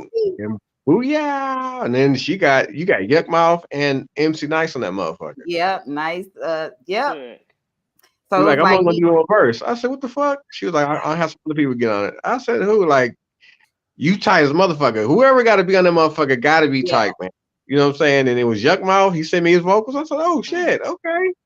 Exactly. I never met Nice, MC Nice. I think he's from New York. I don't know where he's from. Sick. He said he's Josie got a question for you, Payback. Josie got a question for you. Said, I know you got that Cubase 13. Who, me? You don't see the question down here? Do you see it on screen? Nah. Spectre layers 10. He says you got that Cubase 13. Spectralizers. He's saying spectralizers. Spectral layers. Nah. Nah, I'm joking. Cubase 13. He don't got that. Nope. What's up, Uncle D? I started on Cubase though. I started on Cubase in the Windows. What do you use now? Payback. Studio One. I use Pro Tools, Logic, and Studio One for different shit. Like Logic got some sounds in that motherfucker. They got that Rose they got is a code. That Rose, you put the filters and all and the tremolo on it. It sound cold.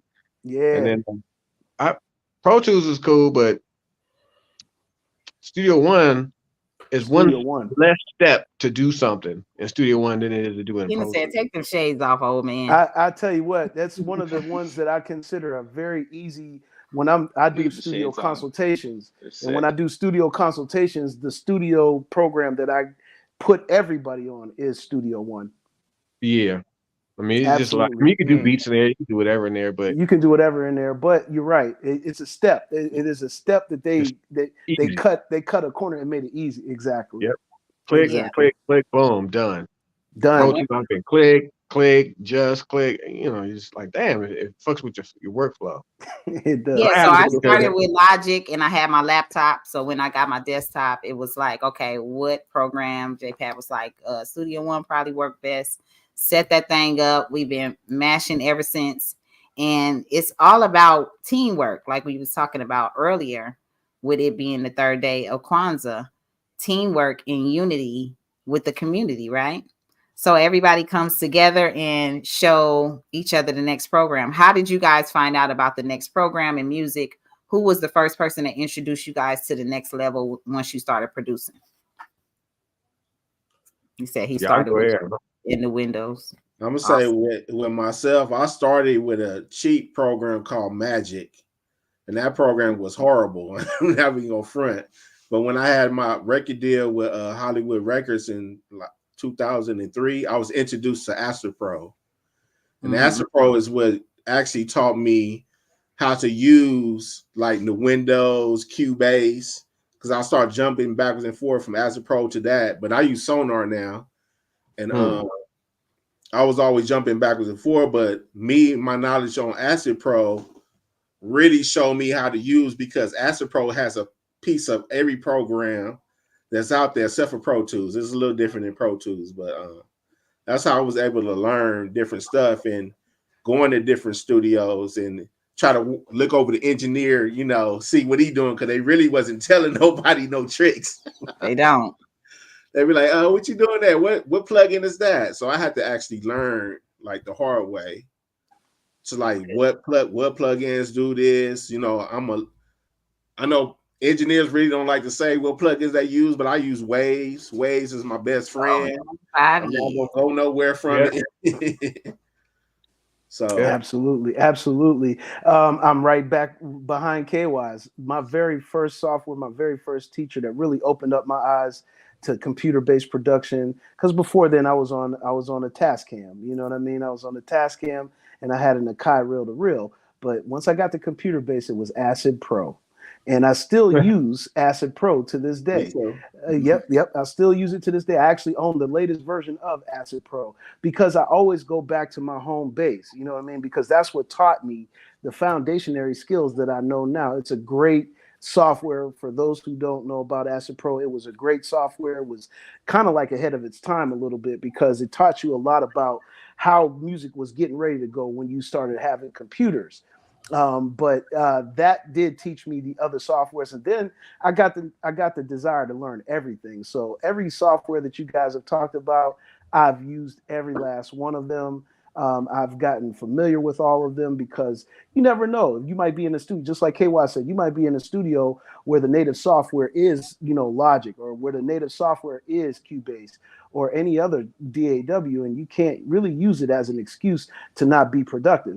You just, and it was a little bit hard too, because before the computer world, I was used to DAT machines. Yep. I had a 4-track, so it was 4-track. Yep. I really didn't want to go from the hardware to this computer. I'm like, they don't sound the same. Any one of y'all remember the Gemini sampler? Oh yeah, I that was had my one of best those friend. too. Yeah, the Gemini sampler has actually taught me supreme timing because you only had 2 seconds per bank, and you had to slap each. Yeah, you had to slap each one of and tap the little pad and make sure that joint was going right. Because if you messed up one time, you had to rewind the tape all the way back to the beginning, and you had to start all over again, and you had to do it all the way through the song. So. Yeah. Ooh, ADAT came like so much further after, but that was another era. You know what I'm saying? That was just right before computers for sure. I had when I got released from Universal, they gave me all my ADATs and stuff. You know what I'm saying? So I was just at the end of that era in 2000. You know what I'm saying? 2001. So yeah, that's exactly what it was too. Absolutely. Yes. So go ahead, guys. That's a good conversation. What about you, Payback? How did you even get started? What on recording digitally? Because first of all, you the coldest bass player ever. But you know what I'm saying? I know we had the ADAT back then, you know what I'm saying, and all of that good stuff. But yeah. I had I started with the blackface ADATs when I first built my studio. And then I went to the silver ones, and I went to the XT20s. Yeah. And then I still have mine. Rashad, they call him the Big Rush, the boogeyman. He I think he was the first one to start recording with the Windows. So then he told us what to buy with the interface and all that shit, and what computer, how fast and all that, and memory and all that shit. And then I ended up switching. It was crazy. It was a big rush. I can't remember what year it was, 2003 or something. It was a big rush when everybody went to digital, and now all tape and anything that's analog was dirt cheap. Like I sold my MPC that I paid $2,000 for $600. I sold my ADAT for like $500 a piece. I couldn't get more for them. You look online, it was 100. Everybody was selling their shit fast. They could sell them. Right. Now the hipsters screwed that all up for you. Yeah, I had the Mackie board. I had all this analog shit. I had the Yamaha SP. What was it? SP something was the effect module. I had all this vintage shit. DBX 160. I had I just had a ton of outboard gear. I had a rack probably like 4 feet, 5 feet tall, full of all kind of analog shit. I had to get rid of. Mad as fuck. Like I don't need this. Like ain't no. that crazy? Yeah, ain't that crazy? And it's all sitting in the software now. Yeah. Yep. And it's crazy. It was like I spent, some of it was vintage, so some of it was expensive. See, but at the time nobody was paying nothing. I was selling shit for like $100. MC303. Yeah. Oh yeah, that's a vintage board right there. That's a vintage board right there. That's man. I'm looking at a piece of history right there. Cheap, but it didn't matter because computer didn't cost shit. Everything I needed didn't cost shit. But I was like, damn. Yeah, it's crazy. It was terrible. Everything was dirt cheap, man. I couldn't believe it. And then all that money you spent, on that stuff, and then you looked at the value of it after the computer came out. I know you were like, God damn, that shit is like crazy. A car. Yep. It's funny. Look, some of the people were like, man, I'll buy this, that, and they thought they was coming up like I was on drugs or something. I was like, they don't know what this shit is worth. He think I'm a fool or I'm for crack prices, you know what I'm saying? Then he bought majority of my shit and then found out that nobody's fucking with it and everybody's going digital. And then it was over. He sold it for less than shit for less than what I sold it to him for. Damn. He even lost. It was like everybody was like liquidating. Yep. And that's how I look at it. At least you had one buyer. It was Craigslist back in the day. Yeah. So I looked at Craigslist. Can you show us the strings, bro? Huh? Can you show us the strings? Dun, dun, dun. Oh, there Let's go, please. I was just plucking him. This is the infamous. Let's see if I can't even see it. Okay. This is the infamous bass I played on New York. I mean, all the shit with Q, KD. I don't know if you're from LA, but back in the 90s, this DJ named Theo at 93.5 beat. Yeah. And Mm-hmm. 3 whatever the beat, he would come on at 2 o'clock, 93.3. and you would hear KD and him did a song. KD and Cube did a song. His little intro. KD rocked the house. Ice Cube rocked the house. Theo Yeah. rocked the house. Anyway, I played that on this. I played New York, New Mm. York on this. This is my bitch. Oh yeah. This my big. I got a couple others Can over you, there. That one's can got you to be play us priceless. something? Can you play us something payback while you got it in your hand, like something Let me real see. quick? Let me see. Hold up. I gotta put the phone up. Hold up. Hold Okay, on. yeah. So while we wait for payback, y'all know what to do. You know what I'm saying? Hmm. Like the show, share the show, and subscribe to the channel. Y'all don't get this nowhere else. You know what I'm saying? You don't get stuff like this. Only on the Lovely Radio Show.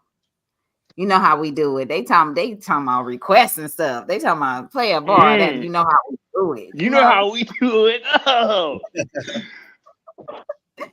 Yes, I'll we lose got the my infamous dude. payback on the Lovely Radio Show with us with J-Pad the Juggernaut and K-Wise, and we got our homeboy Dog. Let's go. And Ken Dog, speaking of Ken Dog, I want to wish you all a lovely evening. And thank you for having me, Miss Toy. And thank you for inviting me on top of that and putting me, giving me a little bit of pressure, sense of urgency. And I apologize for being a little bit late. But thank you again. And I definitely want to say that this show is the shit. And if anybody celebrates holidays out there, I wish you the best, happiest holidays. And as this next year comes in, like I said in the chat before, you all deserve the bag. So I hope a new fresh one comes to all of you. Yes. And then the health thing too. Stay healthy, y'all. Oh, Take yeah. care. Thank you, Rick. Thank you. How about it? Payback, nice meeting you, bro. You're a fucking legend. Peace out. Oh, thanks, man. Thanks. Keep listening. Ken Dog. Go ahead, Payback. Tell you a story. I was it was on my birthday. I got paid at 10 o'clock by Cube. He was like, man, we gonna get down? Cube keep a checkbook. So as soon as you do something for him, he cuts you a check. So I was like, hell yeah. And so I'm tired of this motherfucker, been eating and shit, drinking. I get to his house and he playing a beat. Because usually the first thing I hear is a beat, and then it's the bass line, then it's everything else. So every time I play on something, all I hear is the beat. I don't know what the fuck it sounded like afterwards. You know what I'm saying? So he was playing a beat. Tap, boom, boom, tap, boom, boom. And I was tired as fuck. I'm at his house. I'm sitting on the floor with this bass, and he's sitting on the other side of the studio with the controller. He had 8-axis. And so he kept playing, and I was just like, fuck. So a thing with my little trick with bass lines is like each kick has a note. You tune your kicks. They resonate with certain notes. So I was trying to figure out the note that kick was on. I found it, and I just started hitting my bass line to the beat. So I was just like,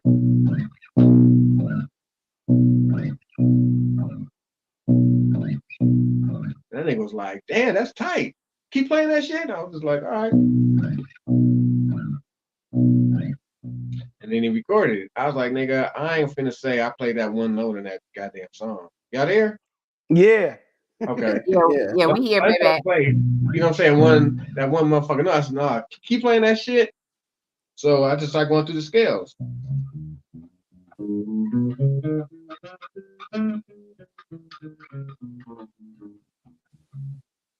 And I start going again.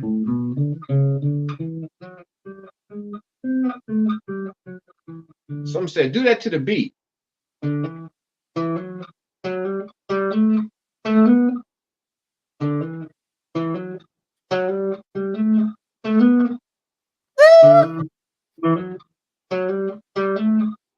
I looked up, he looked up, I was like, nigga, hurry up, hit record before I forget this shit. And then cause I'll forget as soon as I make up something, as soon as I stop, and he said, do that shit again, I'd be like, oh shit, what the fuck was I doing? Like I got CRS. So Right, for real. That was full life, y'all. You know what I'm saying? Gangsta. Yeah. And I didn't hear, all I heard was the drums and the bass line. And so I left, and then a month later, that shit's on the radio. Oh, live. And I was like, niggas, that's the shit we did. I was like, oh shit. Oh See? shit. But I was just like a fluke. quick one. Yeah. That's the same as being an artist, y'all. You know what I'm saying? A rapper, you got to get in there and figure out where you fit in on this track. You know what I'm saying? Mm-hmm. That's a heavy position right there, being the bass player, though. For real, you got to come with your melody, right? Yeah, without the bass, your beat is nothing. Yeah, it was like back then. Where I got in real tough is everybody was the publishing companies were asking outrageous money to clear samples. So a lot of people started replaying music and shit, right? So now all you gotta do is pay the musicians. You ain't gonna pay the record company $20. You know what I'm saying? Mm-hmm. So I got called a lot for that shit. So that's why I ended up playing for Coolio. Like a lot of people were playing samples or coming up with some shit. Mm-hmm. But now they don't do that shit no more. Right. It's like niggas got packs. Everybody want it.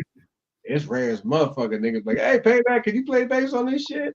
Like, barely get a call. He said that shit's so hard. Barely get a call. It might be. I got to come up with a beat, a cold ass bass line for somebody to go, oh shit, that's dope. You know what I'm saying? Mm-hmm. Right. But they gonna learn today over here on the Lovely Radio Show. If you guys want to get that reel from that Payback, tell them where to find your Payback and hit them with another one too. Tell them where to find you though. You can find me at Mr. Payback, MR Payback at Instagram. That's the best place. You know, I'm on that motherfucker damn near every day looking at shit. Yeah, that's bad. I mean, I'm on TikTok. Mr. Payback on TikTok and Mr. Payback on Facebook. But mainly, said, I need you, G. You feel me? So this is the community. Like I said, this is the third day of Kwanzaa, and we start in a different type of way. This new year has to be where we're all reaching out to each other, the legends, the new cats, and float this money around so we can figure out how we can win with each other and do more about Kwanzaa when it comes back around instead of Christmas. You know what I'm saying? We do more of that, activities with each other. We'll have more to do and more positive things going on, instead of all this ruckus with the music. But yeah, Payback on the Lovely Radio Show. Yeah, Speak Low, you're gonna have to tap in. Yeah, that is fire. Just think about it. You know what I'm saying? He's working on new projects and all of this new music. West Coast gangster shit. West Coast gangster shit. West Coast gangster shit. Hey, babies. Hey. Don't. That's one of my, I'm saying, my hits, my West Coast gangster hits right there with Mr. Payback. If y'all don't know nothing about it, y'all got to go back in the archives and go listen because that bass line is on a lot of stuff. You know what I'm saying? We got some hits out there. My Harley with the business.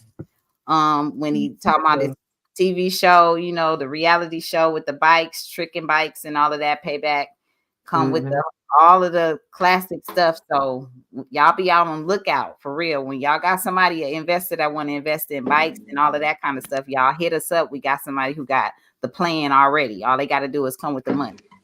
You feel me? You need to customize your Harley, holler at your boy. Come on, y'all. The community needs to see this type of stuff on YouTube since this is the new TV, right? So, and then we can go ahead and put it on Twitch and make us some money. So we got a bunch of stuff and a bunch of talented creators around us. Utilize the people that's around y'all, dig in y'all savings and start paying the people who deserve to get paid. I see. That can come back into fruition and come back. You know what I'm saying? Payback, you got another one for us? Because we about to go to Twitch so I can make me some money. Oh, we on Twitch.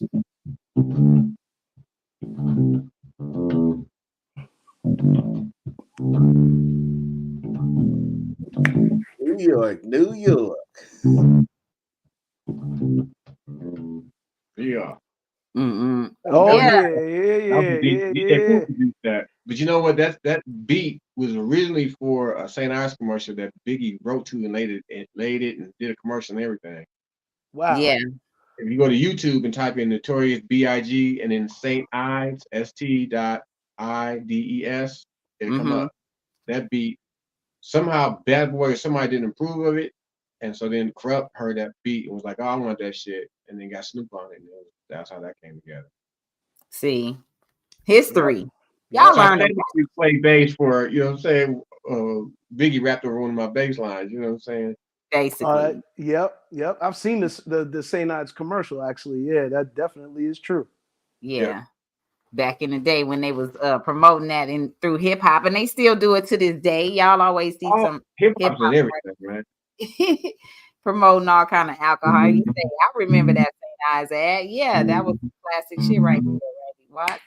Y'all know we ain't gonna do nothing but bring y'all some hip hop legends and historians from hip hop on the Lovely Radio Show. So tonight we got a special guest tonight that came through. Mr. Payback hit the link and stopped through on us. And also before he did that, he also was in my email, and I was like, bam, I got some new shit to listen to. You know what I'm saying? Amongst all the other great producers that I'm working with, I'm always thankful to get music from you, Payback, because at the end of the day, we started together. You know what I'm saying? This buzz came from the community, right? The community that we're from.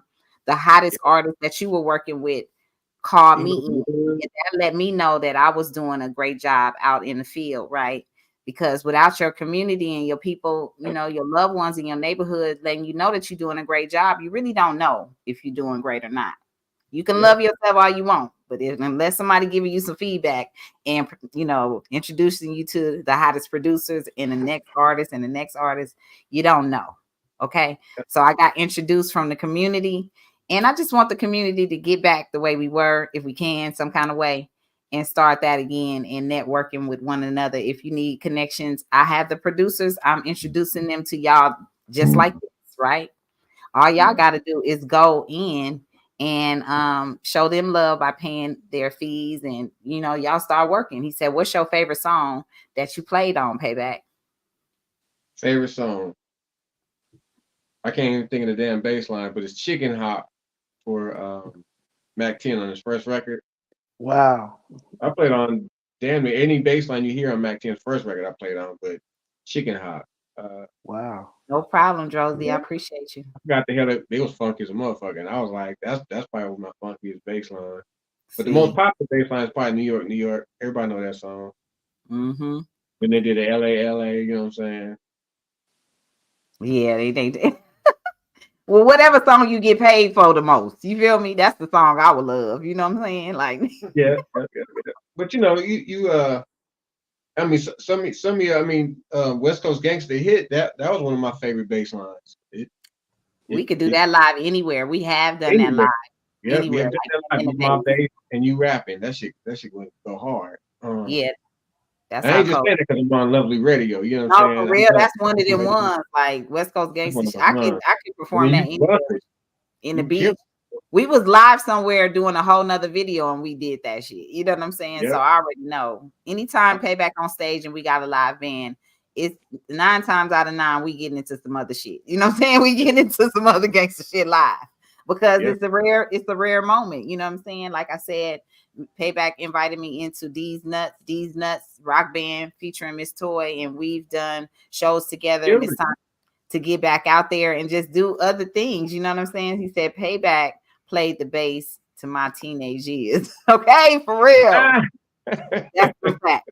That's some hip hop history right there. That's a fun fact right there. I like that because a lot of the music that I actually was listening to, I was working with the producer at the time. You know what I'm saying? Like all of that was going on, and I was becoming Miss Toy. And then I was able to work with the people who actually was putting their hands on those hits that were on the radio that I was listening to. So being a part of the community is important, that you're always connected to the people that are actually moving forward, right? So thanks to the Mr. Tans, who I did shows with, who got, you know, helped us get the buzz so we can go have meetings with Dr. Dre and Ice Cube, and then to end up being in the studio with certain, you know, like One Eye. And then I was able to have a personal, you know, one-on-one artist producer relationship with you, Payback, after doing some of those other things in the field. Like I was just a wild child then.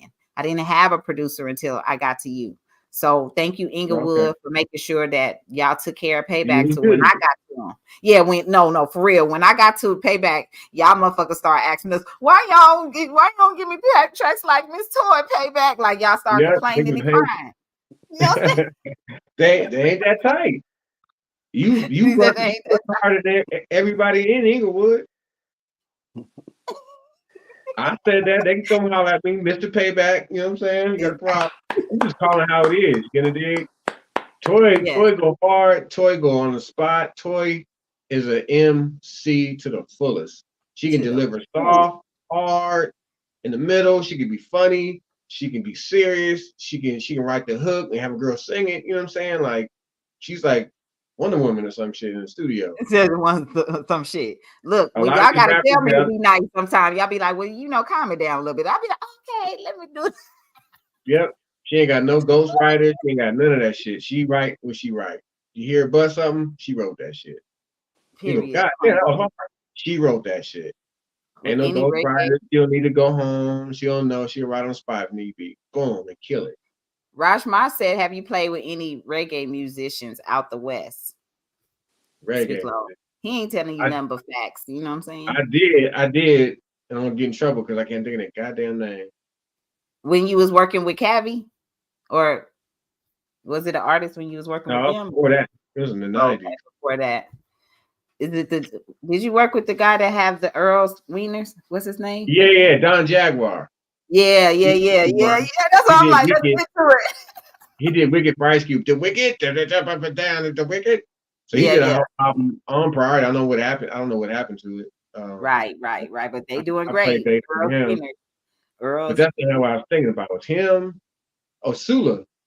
Sula. Yeah, Sula's on my album too. House Record. She's the one that's Yeah, doing it yep. on that So yeah, album. I do pop. I did remixes for like Britney Spears. I do blues. I do rock. I don't do classical. You know what I'm saying? But I do salsa. Me and Tori did salsa with some Latina chicks. She wrote the hook and the rap for 2 Latina chicks, and they killed it. Yeah. Produced He them. She said, produced Prince, everything. I tell It Joe, was I going like freaking this. love Wicked. He's singing shit. Right. Yeah, but everything. I mean, I just love music. You know, Yeah, he does. love He reggae does. got its own little sound. I do reggae. You know what I'm saying? Prince oh yeah. Mm-hmm. And I Prince play Idol. Prince Ital, yeah. yeah, I play guitar, bass, drums, and keyboard. Experts. So if y'all want to tap into my producer Yeah, list, I ain't on no high sedity bullshit. Hit me up. You want me to get down on something? It's less than nothing. Oh, you played in also? Did you play in one of my favorite underground groups, the Boogie Monsters? You play bass? Yeah, I played bass on their first album, like 8 Yeah. songs. Yeah. Boogie Yeah. Monsters is dope. On the box, See, he said your work is greatly appreciated. You know what I'm saying? It's definitely appreciated over here. I'm telling y'all wouldn't have Miss Toy. Y'all wouldn't have a lot of these artists have a sound, a bass line for real that's played originally and authentically coming from the wood. You know, it's a lot of talent out the wood. I can't even explain it. But when I tell y'all my wood warriors like Payback come through and tell y'all this hip hop history on the Throwback Thursday on y'all ass. Y'all better appreciate this. And also tap in when y'all see them posting, show some love, share the post because these are legends. We won't have this again. Rap took over hip hop a little bit. Now hip hop got to take back over. Cause I ain't finished with y'all ass yet, especially when Payback over there sending me beats, and I still got packs of shit from these warriors over here on the show. You know what I'm saying? You're not gonna deny us it's real. You know what I'm saying? Like you said, legend he is, and y'all gonna give him his flowers.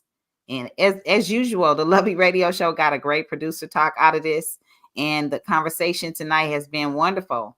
And also, follow me on Twitch. Make sure y'all following all of the pages I'm on. It benefits me when you guys follow this way. If you're not going to just give me no cash or send no money to the cash app, these are all the little the free things that I need y'all to do for me, right? Just subscribe to the channel, like, share, and comment, right? Put the notification bell on. And just go over here on Twitch like that, follow that, listen to some of the music. Don't leave. When the ads come on, stay. That's when I get the money, right? And then go do your thing. So it's just simple. It's free stuff. It's not something that's going to take you all out of your way and things like that. You can put that on your computer. But y'all do everything else for everybody else, right? And the genuine artists that actually put in the work, because I'm going to continue to put in the work. I'm not going to shy away from being on time, like Payback said. I'm not going to shy away from being a better engineer, like J.Pad said. And you know what I mean? It's just different things that I have to do to continue to sharpen my own skills. And I hope you guys are doing the same. We just have to do better because I need to see growth, or else y'all won't get to see my face. I know y'all will be mad if y'all don't get to see me. You know what I'm saying? So I was just going to go ahead and tell y'all. Do what the fuck I say so I can come back every week like we've been doing and be consistent. And please, our warriors that's out there like Ken Dog, who, you know, he was here early in the show and he was speaking upon the Eminem conversation. And I didn't want him to speak on it too much in the comments. I wanted him to share because we don't all have to agree with each other to be on the show. Y'all don't have to come on here and say what I want y'all to, what I'm saying. Say what's on your heart, right? And that's what keeps us lovely. If we can debate and still go off and do our business with each other and work with one another and, you know, lead by example, right? Then that's what keeps us lovely. What do y'all think about that? That's absolutely true. Lead by example. It's self-explanatory, you know, like your example is how you lead. I don't know what else to say. That's it. True to it. Yep. That's right, J-Pad. All love over here. I appreciate that. What you say, K-Wise? What you say? Turn your mic on. You don't feel like coming on. What you say about that, K-Wise? Mr. Payback, because K-Wise microphone said fuck him right now. Right. Fuck him in the ass. He laughing. I can hear him now. No, that's J-Pad laughing. That's me laughing. Okay. Can you turn his mic on? Oh, you got to do it. Okay. Okay. Well, yeah, strength is in numbers, man. We can't do shit. You know, you can wave at a motherfucker with one hand, but you can pull a motherfucker up with two. You know what I'm saying? So strength is in numbers, man. And try to just work with whoever you work with. Some, you know, I had when I first started trying to play bass for people before I had a drum machine or anything, I was looking for somebody who had a record deal. I was looking for a check. Who got a deal? Who gonna pay me to get in? And then a lawyer told me, he was like, you know, don't look for the money to work. He said, work and the money will come. So I was like, man, that means you ain't gonna hook me up. You know what I'm saying? So I just kept doing what I'm doing, looking for the check. And then something said, you know what? Let me take his advice. Let me do something for free. So I told my neighbor, I was like, hey, man, if you know anybody that need a bass on anything, I play for free, whatever. First call was the Throwdown Twins. They had an 8-track machine in their bedroom, lived in the valley. I was like, all right, I'll come out there, I'll play on whatever. They got a demo on no budget. I said, I don't give a fuck. I'm just playing. Didn't know who in the fuck the Throwdown Twins are. Nobody even heard of them motherfuckers. Y'all ain't heard of them. So I go out there to go play. It's a nice ass house on the hill. I'm like, these motherfuckers is either selling dope or something. So I go in the house and shit. And like they said, they got a little Tascam, reel-to-reel 8-track, you know what I'm saying? And they had like 5 songs. And I played on all 5 songs. So while they rewinding and playing it back, somebody walked in the house or standing behind me. And so I was just like, they play a song. They're like, you played bass on that? I had my bass in my lap. I was like, yeah, I played on that. I ain't turn around and see who the fuck it was. And then they played another song. He said, damn, you tight. He said, man, I'm starting a group. I just got off tour. And I heard tour. I was like, that sounds like some money. Asked me, you down to come play with me in my group? I'll turn around. Nigga, it was Rendezvous.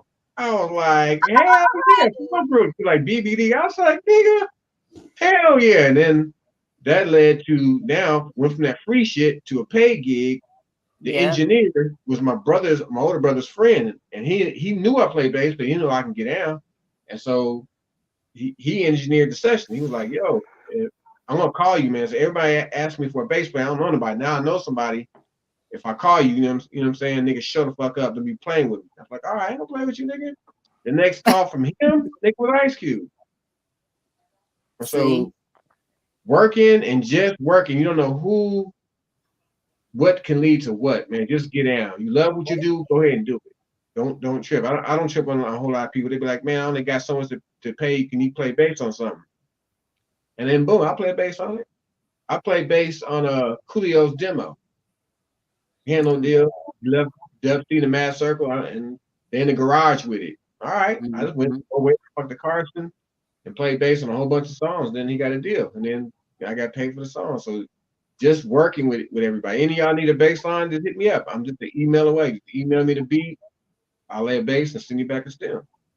Let's go. Because we can all have the credits on the album, and that's going to be worth more later on when people see how much we've worked together.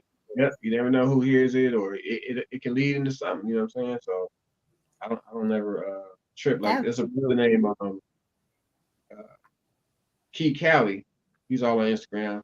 Yeah, Key Cali. That's one of my producers as well. Yep. And so he asked me to play bass on something, and it was for this girl named Songbird Ivy. She's on Instagram, Songbird, and then Ivy, IVE, and she got a song called Best Life, and that shit's starting to blow the fuck up. And then she asked me for a bass line. She got something called Win. She's killing it. So you just never know, man. So just work, and you just never know what it comes from, because your passion drives everything. You know. Yeah, can you take us a tour on your studio before we get up out of here? Because you got some plaques and some things on the wall that these, lovely listeners and viewers might want to see, because, they nosy like that, and it's TBT, and you pay back. Okay, well, in the actual room I got designated as the studio. Designated. Let me see. I don't know if my phone about to die out. All right, well, just before we head out, because Cube, Bootsy. I don't know if y'all can see this. Wait, man, y'all see me. Hold up. I used to flip this shit around. You now see that? Bootsy and Cube. Yep. So back to the bass. Yeah, I hold the star bass one time. You know what I'm saying? And that's me in E40. I don't know if y'all see that. E40, yep. At my studio. And me and Snoop. I don't know if y'all can see that. And then when I got on Cube, I took a picture of him the first day. This when he had the afro. He was growing it for higher learning. Mm-hmm. Oh, yeah. Same afro. Yeah. Let me come in there. I got to turn lights on. Come on, man. Y'all finna see some classic-ish. Hold up. Some more classic-ish. You know what I'm saying? So I don't know if y'all can see. This is Ice Cube platinum for Really Though. Really Though. Lethal Injection. And this is his phone gonna die, and we don't want it to die, but if it do, y'all got a bunch of history from Mr. Payback today, and y'all didn't even know you was gonna get all of that type of love. You know what I'm saying? And when it comes to hip hop, we just nice with it. You know what I'm saying? We gonna be upfront with y'all. It ain't cocky, it's confidence. And when you work with the best in this game, you just gotta know your lane. You just gotta know your lane. When you know what you know and who's giving you all the strength and motivation and support along the years, you give back, right? So my give back is the Lovely Radio Show, where you're able to come here, vent, show everybody who you are and what you contributed to the world and the hip hop business and all of that. And I'm proud to say that I have some great warriors that I work with. You guys are included. And I hope you guys continue to be great, because I want to continue to be great with y'all. Yeah, he's the fucking man. It's just great to just know good people. You know what I'm saying? Humble people that's been in this business, work with the best, but still, you know what I'm saying? He's the best at what he does. And there's experts around us. If you guys need them, just hit them. You know what I mean? Hit us so we can connect the dots. We love you, Payback. We about to log off. And anytime you want to join us on the Lovely Radio Show just to talk producer talk and show off, please do join us again. That was awesome. So guys, tell them where they can find y'all, and we're gonna get up out of here. You can find me at J.Pad the Juggernaut, like it says right under here. Okay, Payback. You know Go what I'm ahead. saying? Go ahead. Yep. You can find me at J.Pad the Juggernaut on Instagram and Mhm. soon to be custombking.com, where you'll actually see a link to the lovely radio show. And make sure you guys tap in. It's going to give you a direct hyperlink to Miss Toy's website. And yeah, y'all stay tapped in. Happy New Year.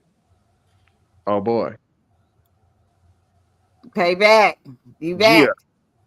Tell us what that is. Man. Yeah, that's West Side Connection. And then Y'all see that. Y'all see that. I don't know if you can see this. Coolio, without the light. Coolio Takes a Thief. That went double platinum. What else we got? My multi-platinum producer right there.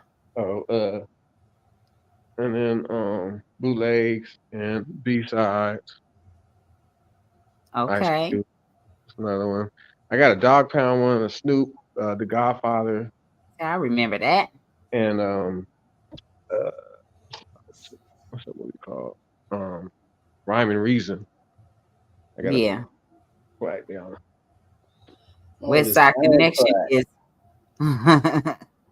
for real though. I got that at the office. Bow down. Back. I got that. It's at the office. Yeah.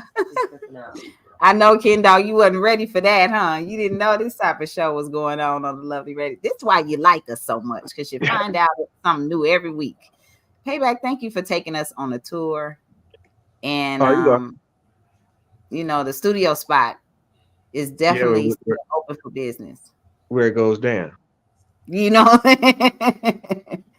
everybody, you know, I got the Go Lab. What's your studio called over there, y'all? What's y'all studio called? Mine.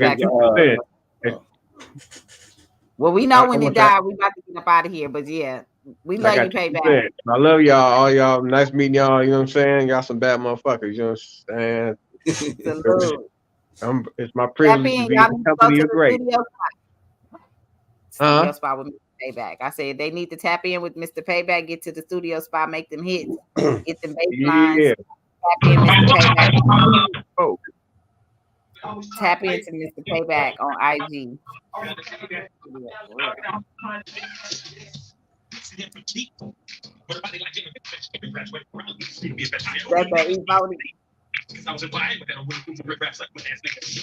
Hey. Later, player. We're gonna let this shit go die out on 2% with us. You know what I'm saying? You